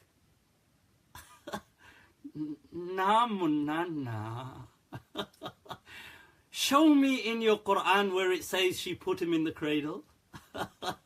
Ja, leke aa, meri jaan. Where does it say in the Quran she put him in the cradle? Where does it say that? You know, verbatim, yeah. Remember, your rule of even one word can't be misquoted. This is, acha, so your words can't be misquoted and the words of God can be misquoted. Put him in the cradle. What put him in? Kaun sa Quran hai, yaar? Ah, sounds so nice though, yaar. Ah, put him in the cradle. Ah. I mean, if it were permissible to update the Quran, I would have tried. Just for you, for my love to you, Sheikh. But no es posible, yaar. No es posible. But it does, but I give you that, it does sound nice. Oh, put him in the cradle. Right, so, and then within 60 seconds, he misquotes, mistranslates again. He says, they said, كَيْفَ نُكَلِّمُ, how can we speak to somebody, مَنْ كَانَ فِي الْمَهْدِ صَبِيًّا, how can we speak to somebody who, man kana, who is? Na. Kana was. This one not nice, my friend. This is why great mufassirin, yaar, Hanafi mufassirin, tumhare Hanafi mufassirin, like Alusi, the great scholar, he writes that this is past tense. They were referring to the past. Man kana fil mahdi sabiya. How can we speak to somebody who used to be, who was a boy in a cradle? What does he say? How can you say who is? This one not nice, my friend. This one, don't do this one. So look, this is some of the kind of things that were just shocking to kind of see. And then all this going on, once again about kahal. Kahal is the graying of the hairs. The graying of the hairs. Grey. I don't know about the shades of grey. And how many shades it has, Sheikh Sahib. Hafizakallah. Allah aapko salamat rakhe. I don't know about the shades of grey. I don't really read up much on and watch stuff like that. No. I don't watch things like that. But I don't know about the graying. But what I do know is the great Ash'ari legend, Mufassir, Fakhruddin al-Razi, in his tafsir highlights kahal can begin from 30 years of age. He says, we believe Jesus attained kahula. Kahula simply means kamil, fully developed. Like you're no longer developing as a young man, you are now fully developed. There's no fixed age. It doesn't mean when you hit 40, you suddenly become a fully developed man. This is a natural process. Some people become fully developed at 30. Some people mid-30s. Some people 40. So, Fakhruddin al-Razi says, we believe he was kahal when he was here on earth. This is the great Ash'ari Mufassir. And also I mentioned nobody used that as an evidence during the Salaf's time. Even Fakhruddin al-Razi and all these Mufassirin say that was a scholar by the name of Fadl ibn Hussein al-Bajali al-Nisapuri, who came at the end of the 200s, 280 something he dies, 282 I think. He was the first person to come up with that. Hundreds of years after the Prophet. Hundreds. But you know what? Nice try. Game अच्छी खेले आप, बस आदमी गलत चुने. You played it well, you just chose the wrong adversary, that's all. So the point is that, look, and then I don't know why he was making links to Qadianis and stuff like that, but I don't want to say he was, because maybe he did that innocently, so I don't want to kind of just, you know, accuse him of making these allegations, because I'm sure Sheikh Asrar is more knowledgeable than that to say things like that. So, but he speaks about the Qadianis kind of use these verses. Look, my understanding completely destroys the Qadiani concept, because there is no Messiah. Okay, there is no Messiah. So how can Qadiani be a Messiah? It doesn't make any sense. The Qadiani thing is the first thing to fall flat. So look,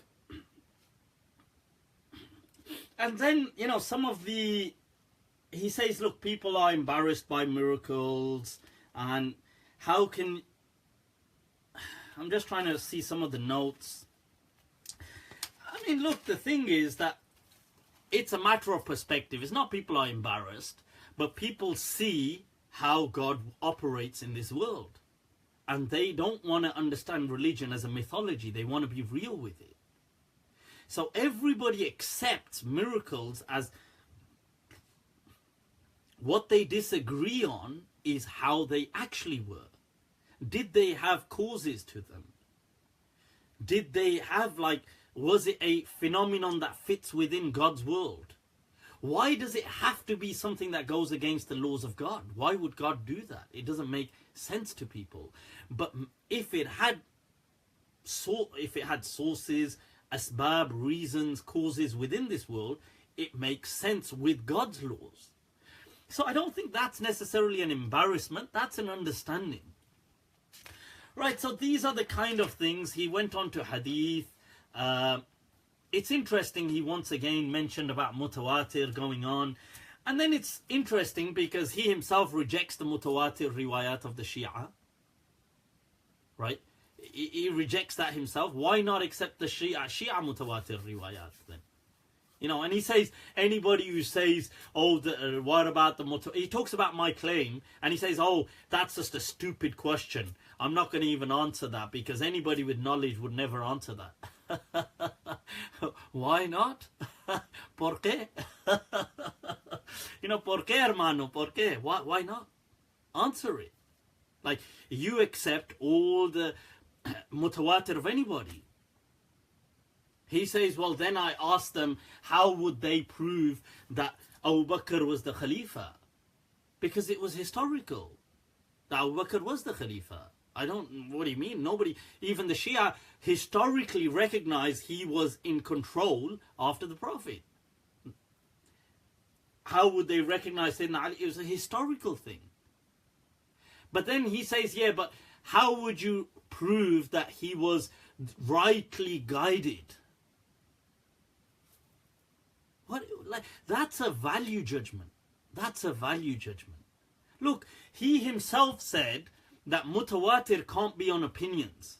Opinions, like what I think of somebody, can't be mutawatir.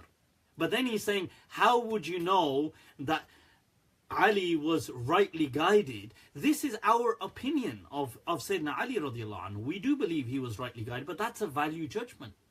Like, I don't get what the point is of bringing this up. Like, what is the purpose? So I find these things really absurd, and once again I find them to be a diversion tactic to avoid the actual thing. He says there's all mutawatir hadith, refuses to include the ikhtilaf, the diversity. What did Ibn Hibban say, the great muhaddith who has his own collection of sahih? He says that all hadith are khabru ahad. Why not be honest with people? Teach people. Many people have said this, other people have opposed it. You see, this is what happens when you teach people everything is black and white and somebody comes along and puts color in it. Everything then falls to pieces. Be honest from the get-go, and then there's no surprises. And he says, look, this thing about bring me the Christians that converted.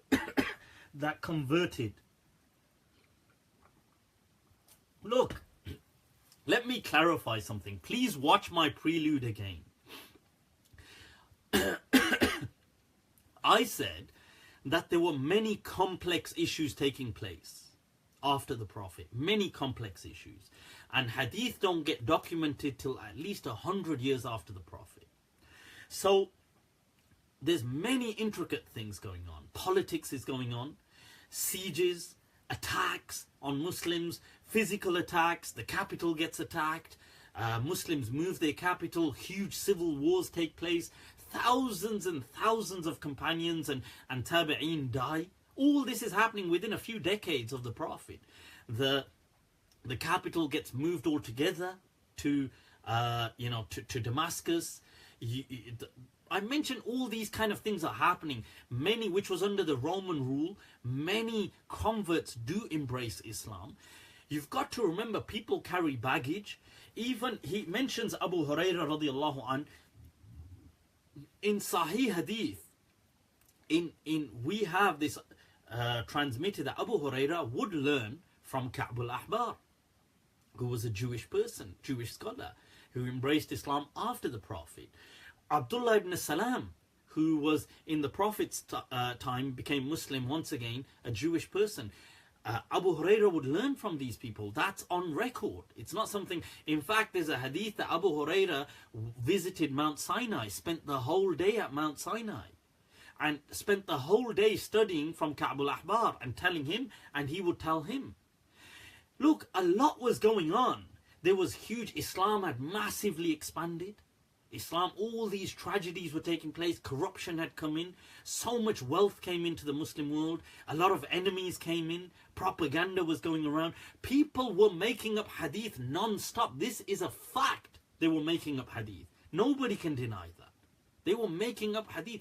And then you've got things like false memories. People alive at that time thought honestly that the world was going to end within a few decades. Anas radiallahu an, in a hadith that is in Sahih al-Bukhari, he transmits, and he lives up until 100 Hijri. Right? He lives up until 100 Hijri. He says, right, now check this out. He transmits that the Prophet pointed at a boy who was barely 10 years old and said, this boy will not reach old age except the world will have ended. Now, can you see these people really, like at the time all this is happening, wealth has come in, leadership, corruption, the capital of the Muslim is ransacked, it's kind of attacked, the head of state is murdered, like pious people left on the streets. You've got all this kind of Romans are entering Islam, all these people, Persians are entering Islam, people with hatred are attacking Islam, the grandson of the Prophet is murdered. All these things are happening right before Muslims. Right? You've got all of this stuff going on. People thought the world is going to end. It was a fertile mindset for the Messiah concept. So the Messiah concept was a perfect fit. That you think this is bad, yet there's going to be this kind of devil child that's going to come with one eye, and then this great showdown of good and evil will happen, and this whole, in fact, Jesus will come back, and this, and then the world will end. It was, and I want to bring your attention to something. It's interesting that whenever this happens, that the Muslims get under so much attack, because later on, during Bani Umayyah's rule, later on, in the decades that followed, Muslims saw this so suddenly, becoming like a world power, money, power, connections, like influences, wealth, opulence, corruption, oppression, all this going on within their lifetimes. Think about this. Now, whenever suddenly things happen,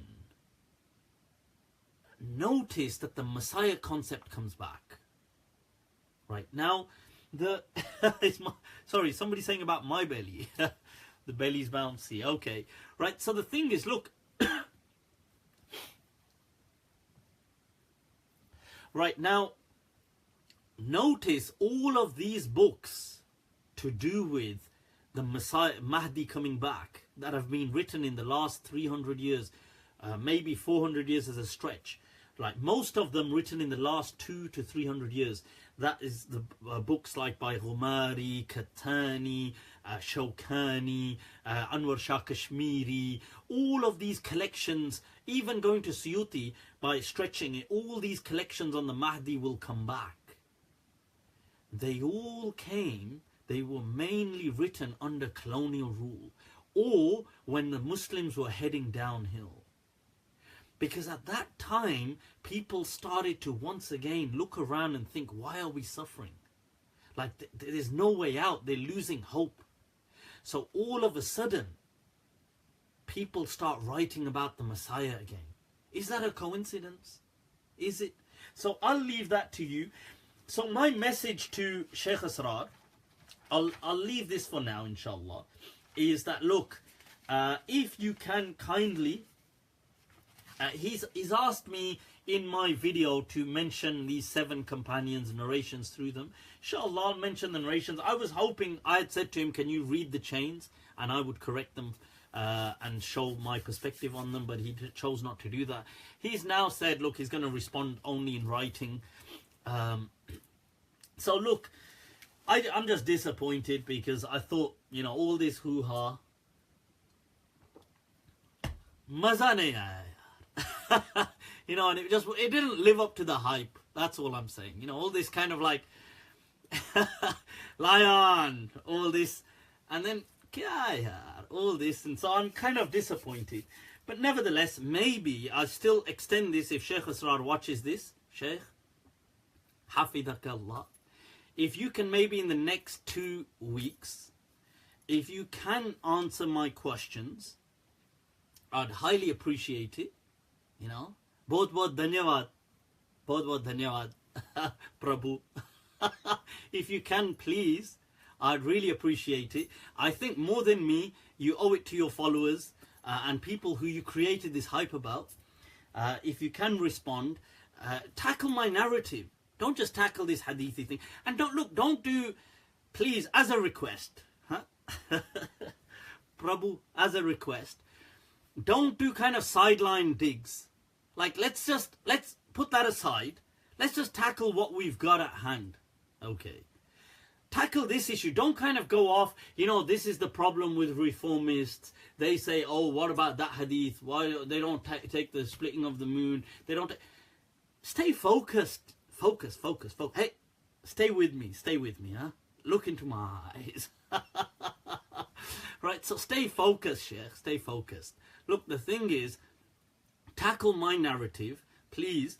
What I will then do is, I mean, as I mentioned, I did have at the end of this month some preoccupations. As soon as that's over, I will then do a detailed video. Hopefully, I will incorporate whatever I can from what you have said, from what other shuyukh have said, all these other people who tried to say this is kufr, kafir for believing this, others who've said this doesn't make any sense because of whatever evidence is, Sheikh Salek bin Siddna, other people who, by the way, Sheikh Salek bin Siddna, I've responded to him. It's on YouTube from my last week's session. And it's interesting now, the comments, the feedback from other scholars in California was they were saying, well, oh, he made a mistake. They said that he made a mistake about saying that when Jesus comes, there will be no more taklif, liability. That was a mistake. They go, you know, tasamuh. He kind of like slipped up. It was just it's an innocent trip up. I was like, cha. Don't extend this innocence my way. You know, when I do it, it's only inspired by the devil. You know, when these mashayikh do it, what's that thing? That Gali huzur ki to lage duaon jaisi. You know, when huzur swears, it sounds like a dua. Allah. Gali huzur ki to lage duaon jaisi. That's the... But when I do something, there's... But so coming to this, so that's my message to all these mashayikh, especially primarily Shaykh Asrar. And these mashayikh, by the way, I generally, Shaykh Asrar made a point, and this is, I'm saying this from my heart. Look, I'm being genuine. He said that, I said, he refused to use my name now. Now we're on this no-name basis. Hi, yaar, I'm confused. Confundido. Estoy confundido. I'm a bit confused, yaar, ke is rishte ko kya naam dein? What name shall we give this relationship that we've got? I'm confused, yaar. I stay pondering, looking into the stars. What can I call this relationship? So the thing is, now we're on a no-name basis. He doesn't like to use my name. I'll still use his name. Sheikh Asrar Sahib. Hafidahullah. May Allah protect him and bless him. He made a point at the end. He said that, look, this person now, not Mufti Abu Layth, this person, he said that he wasn't offended at the end of the thing, and now, why is he acting like this? I'm being genuine when I say this. I genuinely, in my heart, for none of you, harbor any hatred. Honestly, wallahi, from my heart, I don't. Yes, why am I spotting your mistakes out like this and stuff like this? Because you began like this. And I'm being honest, like, I actually do think that your tactics are these kind of typical, and I know you don't like this, but typical Brilvi tactics. But you don't like being called a Brilvi. I understand that. I appreciate that. But then, hey, you can call me a modernist, which I say I'm not a modernist. But we're just being honest. This isn't like tit for tat. These are textbook Brilvi kind of typical tactics. Like, I think these kind of tactics that you played, making polls, taking digs, even when you came to see me, trying to get me to apologize, doing all of this, then making this talk, going away, not even addressing my issues. It just goes to show that it was all, as you said, it was all drama. So, hence, I feel that, yes, I will spot your mistakes. I will still say to you, do this. But wallahi, I have no hatred in my heart against you. There's very few people in this world that I actually ever have hatred for. I try to always keep like a clean heart. So yes, I may not like certain people, but I don't hate them. And I'm being honest, and that's the same thing for all these other mashayikh. I definitely don't hate them. Maybe disappointed with some. I'm being honest, I may be disappointed, but I don't have hatred. And I'm being honest, like, I would host them, I would accommodate these people, I would pay out of my pocket for, to kind of like serve these people. I would do that still even now. I actually I sent a message via some mutual people to Sheikh Dr. Shadee Elmasry, who called me a probable kafir, or a probable apostate for rejecting the second coming of Jesus. And I said to him that in that message, I said that, look, I'd like to have a polite dialogue with you. So it's an exchange dialogue, and you can record it, we can record it. It doesn't need to be live. We can have a mediator, if you like, a mutual person, and we can just have a discussion. But it's got to be a discussion. I'd like to discuss it because you're calling me a probable kafir. Don't you think you owe that much to me?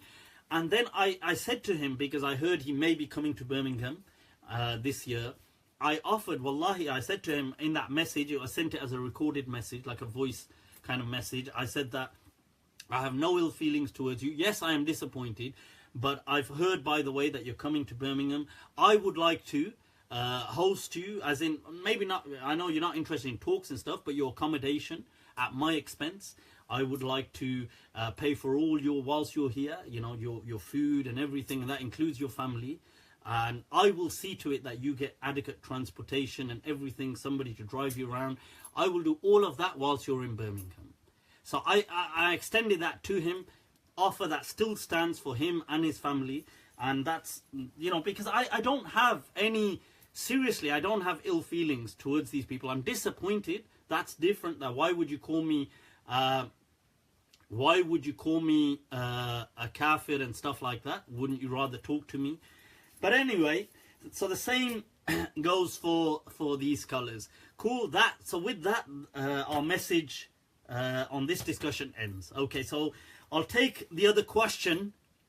Moving on to the question about Stephen Hawking's. I'm still kind of recovering with this. Damn. You see, sometimes I bring too much to drink and it just stays here, and then sometimes I bring too little. Why is life like that, huh? Between extremes. Why is my life like that? It's either always crazy or it's... There's nothing kind of systematic about it. Right, so this Stephen Hawking's thing, people. So those of you that know... right, so...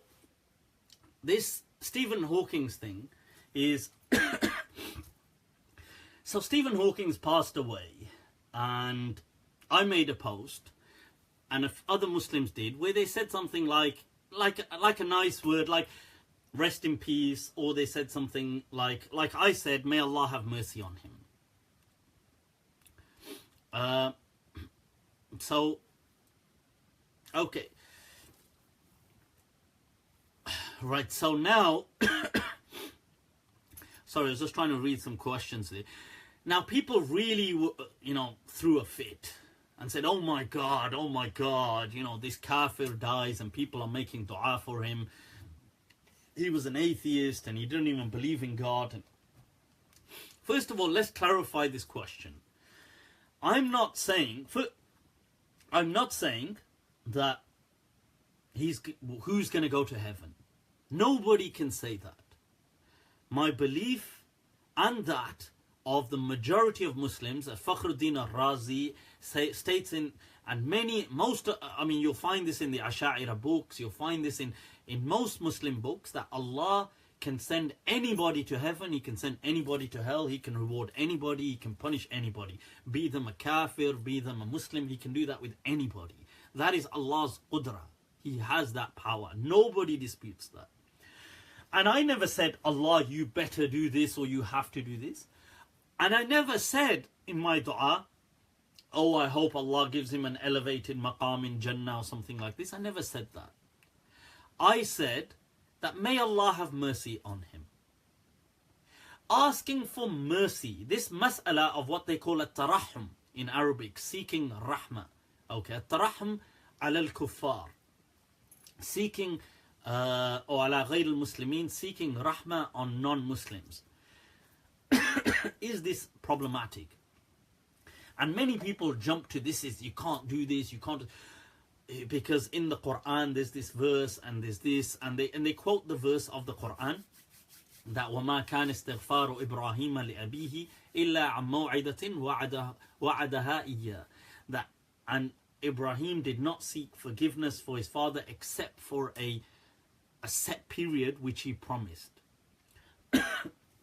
And then they use, and more so they use the verse of the Quran that وَمَا كَانَ لِنَبِيٍّ وَمَا كَانَ لِلنَّبِيِّ وَالَّذِينَ آمَنُوا أَن يَسْتَغْفِرُوا لِلْمُشْرِكِينَ.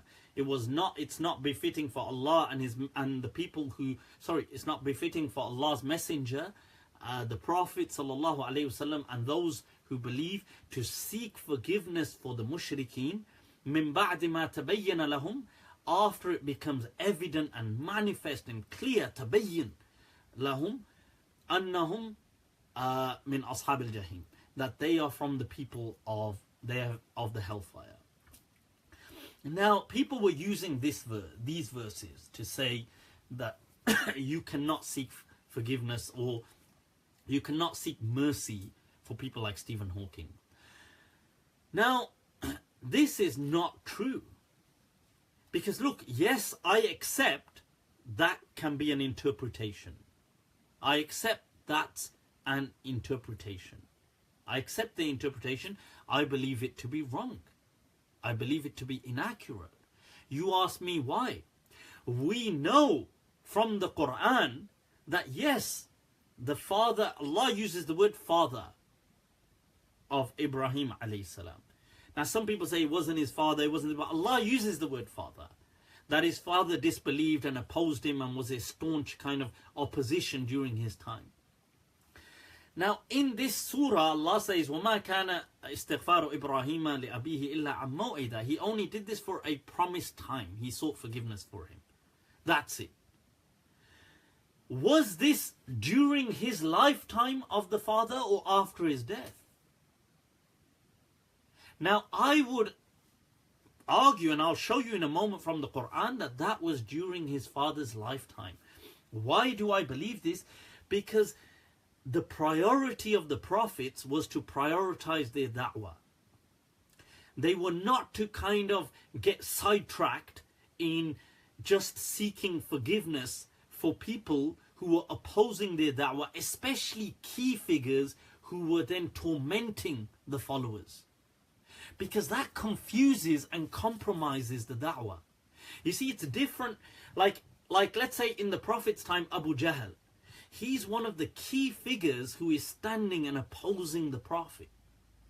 But whilst opposing the Prophet, he's also punishing Muslims. These weak and poor Muslims, he's having them tortured. He's encouraging that people should kind of torment them. For the Prophet to now focus, on Abu Jahl and start making dua for him, would compromise the message of Islam with its believers, just as it would for Ibrahim alayhi salam. Right, those of you just tuning in, if you can click share, I'd like you to share this. We're discussing the Stephen Hawking's thing about Iman. Right, now people, I'm going to take you to the Quran. People mention Ibrahim alayhi salam. I think that's beautiful that they've mentioned Ibrahim alayhi salam. Why? Because Ibrahim is the perfect example alayhi salam. Right. Guys, those of you just tuning in, if you can click like and click share. Right, now, let's go to Surah Ibrahim.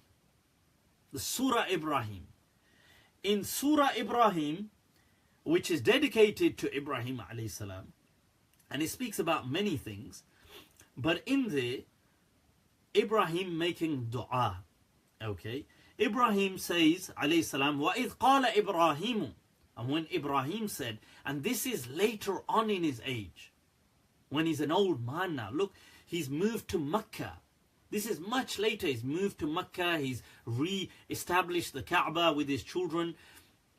And he says, وَإِذْ قَالَ إِبْرَاهِيمُ رَبِّ جَعَلْ هَذَا الْبَلَدَ آمِنًا. Oh Allah, make this land, Mecca, a safe haven. وَاجْنُبْنِي وَبَنِيَّ أَن نَعْبُدَ الْأَصْنَامِ. And save me and say, right guys, if you can stay focused, please do not digress in the comments, otherwise you will get blocked.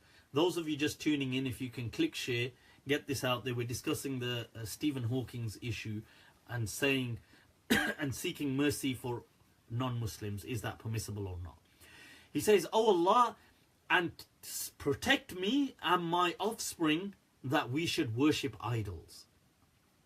Rabbi innahunna adlalna kathiran min an-nas.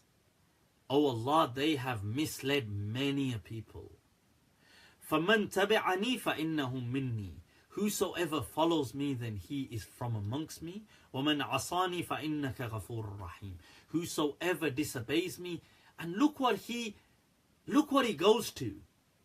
Whosoever disobeys this da'wah, إِنَّكَ غَفُورٌ رَحِيمٌ. You are most forgiving, most merciful. Let's not stop here. People will say, yeah, but that's only during their lifetime. He never said that. Quran never said that. But let's read on. He says, رَبَّنَا إِنِّي أَسْكَنْتُ مِنْ ذُرِّيَّتِي بِوَادٍ غَيْرِ ذِي زَرْعٍ عِنْدَ بَيْتِكَ الْمُحَرَّمِ ربنا ليقيموا الصلاة فاجعل أفئدة من الناس تهوي إليهم وارزقهم من الثمرات لعلهم يشكرون. He speaks here about Allah, I've settled my offspring here. You know, make people's hearts kind of come towards this city, Mecca. And he makes dua for that. Then he says that you know, Allah, what we hide and what we express. Alhamdulillah alladhi wahaba li ala al-kibri Ismail wa Ishaq. Inna rabbi la sami'ud dua. All praise be to Allah who gave me. Now listen, this is old age. How do we know it's old age? Listen to his dua. Alhamdulillah alladhi wahaba. All praise be to Allah who granted me Ismail and Ishaq at this old age. He's saying that. Indeed, Allah responds to the du'as. Rabbi ja'alni muqimus salah wa min dhurriyati. Oh Allah, make me somebody who establishes the prayer and my offspring. Rabbana wa taqabbal du'a. Rabbana ghfirli. Oh Allah, forgive me. Wali walidayya. And my parents. He's making this dua. It's in the Quran. In his old age. وَلِلْمُؤْمِنِينَ يَوْمَ يَقُومُ الْحِسَابِ. And for the believers on the day that the judgment shall be established. He is saying, رَبَّنَا اغْفِرْ لِي وَلِوَالِدَيَّ. People say, oh, he must have said that when he was young. The verse before it says, Alhamdulillah alladhi wahaba li Ismaila wa Ishaq al-kibar. That, oh, praise be, Wahabani ala al-kibr, who gave me despite my old age Ismail and Ishaq. Inna Rabbi la sami'ud du'a. Indeed, my Lord hears the prayers. Rabbi ja'alni muqimus salah. Make me and my offspring. He goes to his offspring and then his parents. His parents had died a long time ago. This is the Quran I show you. I'm not making this up. This is the Quran. Fakhruddin al-Razi, when doing a commentary on that, mentions as the first point, he gives three interpretations. He says, oh, there's an ishkaliya, there's a problem because wasn't his father a kafir? He says, well, there's three responses. The first response, he says, because maybe it's Ibrahim alayhi salam then understands that's not haram then. You can do that. You can do that, he says. I'm not making this stuff up. And then he gives other interpretations. Oh, they say maybe he was making dua for Adam and Eve. Come on, look, guys. And then other mufassirin say he was making dua for Adam and Eve. Adam was a prophet. We need to get off this thing of Adam being sinful, Adam being sinful. Why do we keep thinking Adam was sinful? Adam was a prophet, for God's sake. He was a prophet of God. You know, like, we don't need to keep making dua for Adam alayhi salam. He was a prophet of God. So, you know, we don't have this first original sin concept from Christianity. Now, these are, I've shown you clear proofs. This is from the Quran, people. And people say, oh, what about Abu Talib? Abu Talib. Yes, you know, about Abu Talib, radiallahu anh, if you want to accept that he was a Muslim, I personally, in my understanding, feel that, like, I feel it isn't convincing that he died a non-Muslim. Right? If you look at the hadith that they bring in Bukhari, they bring 3 hadith about Abu Talib passing away as a non-Muslim. All Muslims agree that Abu Talib was the source of strength for our Prophet. That whilst he was alive, Islam was protected. With his death, the Prophet was deeply troubled because the Muslims became vulnerable and they were attacked. Now, look, I accept that most Muslims, most Sunni Muslims generally accept that he wasn't a Muslim, but I feel that that is debatable. Why? Because look, when you look at the hadith that they bring these hadiths saying that, look, oh, there's a verse of the Quran, they say things like, that there's a hadith in Sahih Muslim by Abu Hurairah that إِنَّكَ لَا تَهْدِي مَنْ أَحْبَبْتَ, you cannot guide who love. Allah says this, and Abu Hurairah says this was revealed about Abu Talib. But that's problematic. First of all, the chain has a problematic rawi in there, Yazid ibn Kaysan. But put that aside, Abu Hurairah wasn't even a Muslim when the incident of Abu Talib happened and this verse was revealed. So it doesn't even make any sense. So he's obviously telling this from somebody else. So, and then there's another hadith that, and this happens, by the way. You know, these asbab, they bring these verses and they say, you know, asbabun nuzul, the reasons for revelation. But the reasons for revelation are highly disputed. Look, I'll give you one in Bukhari. There's a hadith in Bukhari that from the story of Yusuf alayhi salam, shahida shahidun min ahli, shahida shahidun min ahliha, that a witness testified from her family. Now, in Bukhari, they say this was to do with Abdullah ibn Salam, who was a Jewish person, became Muslim. That's in Sahih Bukhari. Sha'bi rejected that so harshly. And he said that how can that be? He became a Muslim in Medina. This verse was revealed in Mecca. And he said that this riwayah of Abd ibn Humayd, who by the way is one of the people who transmits Jesus' second coming, he says that this is unacceptable because this person became a Muslim in Medina. This verse was already revealed in Mecca. Now, my point of saying this is that, look, even the hadith in Sahih Muslim, in Sahihain, show, there's a hadith in Sahihain, in Bukhari and Muslim, that the Prophet said, لَعَلَّهُ تَنْفَعُهُ شَفَاعَتِي يَوْمَ الْقِيَامَةِ, that maybe my intercession will help him on the Day of Judgment, so his punishment is lessened. It becomes less. That's in Sahih Muslim, it's in Sahih Bukhari. But when you look at the Quran, Allah says, لَا يُخَفَّفُ عَنْهُم مِّنْ عَذَابِهَا, that the adhab cannot be lessened, that it can't be reduced. وَلَا يَفْتُرُ عَنْهُم, it does not be reduced for them. And in another hadith, لَا تَنْفَعُهُم, the kuffar, لَا تَنْفَعُهُم شَفَاعَةُ الشَّافِعِينَ, that people who intercede for kuffar, it will not be accepted. Now you're saying that Abu Talib's punishment is reduced because the Prophet interceded. Well, that shows then it worked. Now all I'm saying is, look, whether a person wants to believe that Abu Talib was a Muslim or not a Muslim, it's up to them. I'm not saying that people have to believe this or have to believe that. I'm not, forcefully kind of pushing this. I myself am not convinced that he was not a Muslim. Like, I think he most likely was, because why would he so passionately spend his life defending the Prophet and you could say because he's a relative, but he defended Islam to that extent that it had so much strength. And his famous poem, even the Prophet would have it recited, but I mean his kind of support for Islam. So I'm inclined towards the understanding that I think he did have faith, and I think his last words when he said, I die upon the understanding of Abdul Muttalib, is because Abdul Muttalib was from the people of Fitra. Abdul Muttalib is not from the people of Hellfire.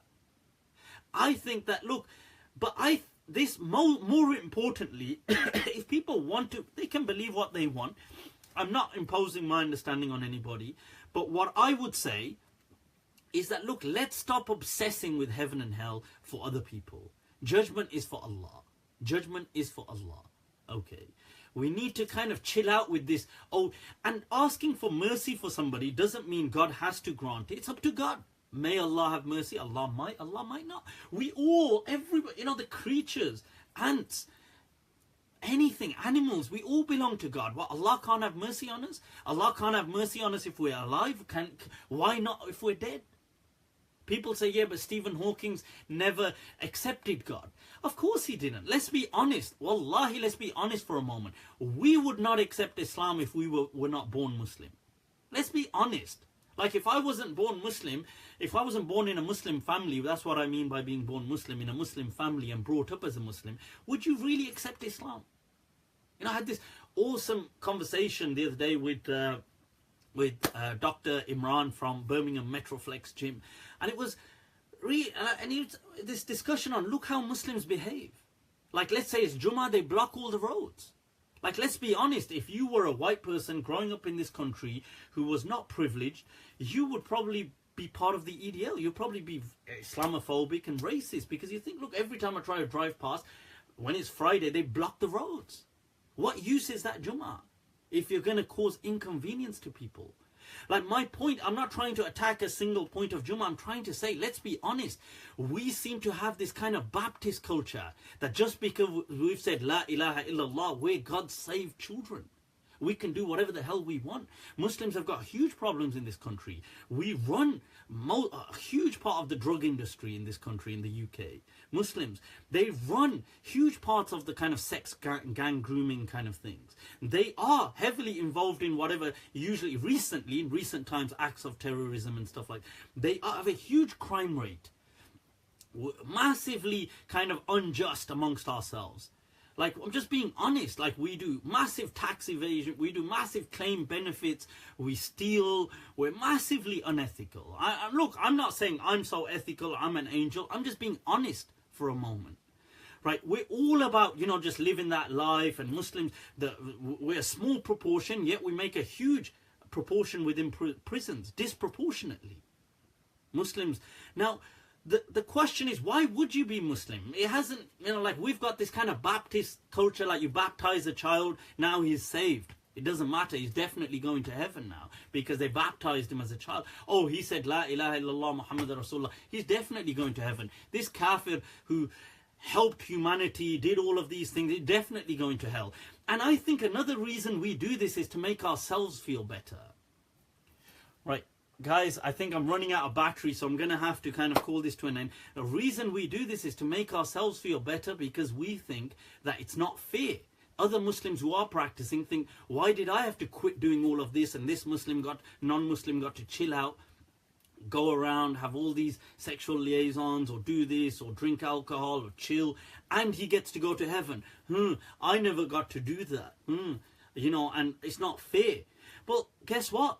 Right? You haven't been shortchanged. You'll still get your reward. Why are you angry for other people if Allah is merciful to them? Why? لِمَا تُضَيِّقُ وَاسِعًا, as the Prophet said, why do you hold short something that is so large? And this, by the way, what I've said is the fatwa of Dar al-Ifta al-Misriya. If you go to their website, the great Dar al-Ifta of Egypt, and it is Sheikh Ali al-Jifri is on YouTube. You can go there, sharing a platform with Osama Sayyid. And these are grand kind of scholars and muftis within Egypt today and the world. They are saying the same thing. You can say, may Allah have mercy on them. As you don't pray their janazah, of course, they weren't Muslim, but you can say that. It's up to Allah if He chooses to do that. People, with that, I'm going to have to call this to an end. Do stay in touch. Like my page. Send me any messages. I will try to respond. Inshallah, till next week, take very good care of yourselves, people. Assalamu alaikum wa rahmatullahi ta'ala wa barakatuh.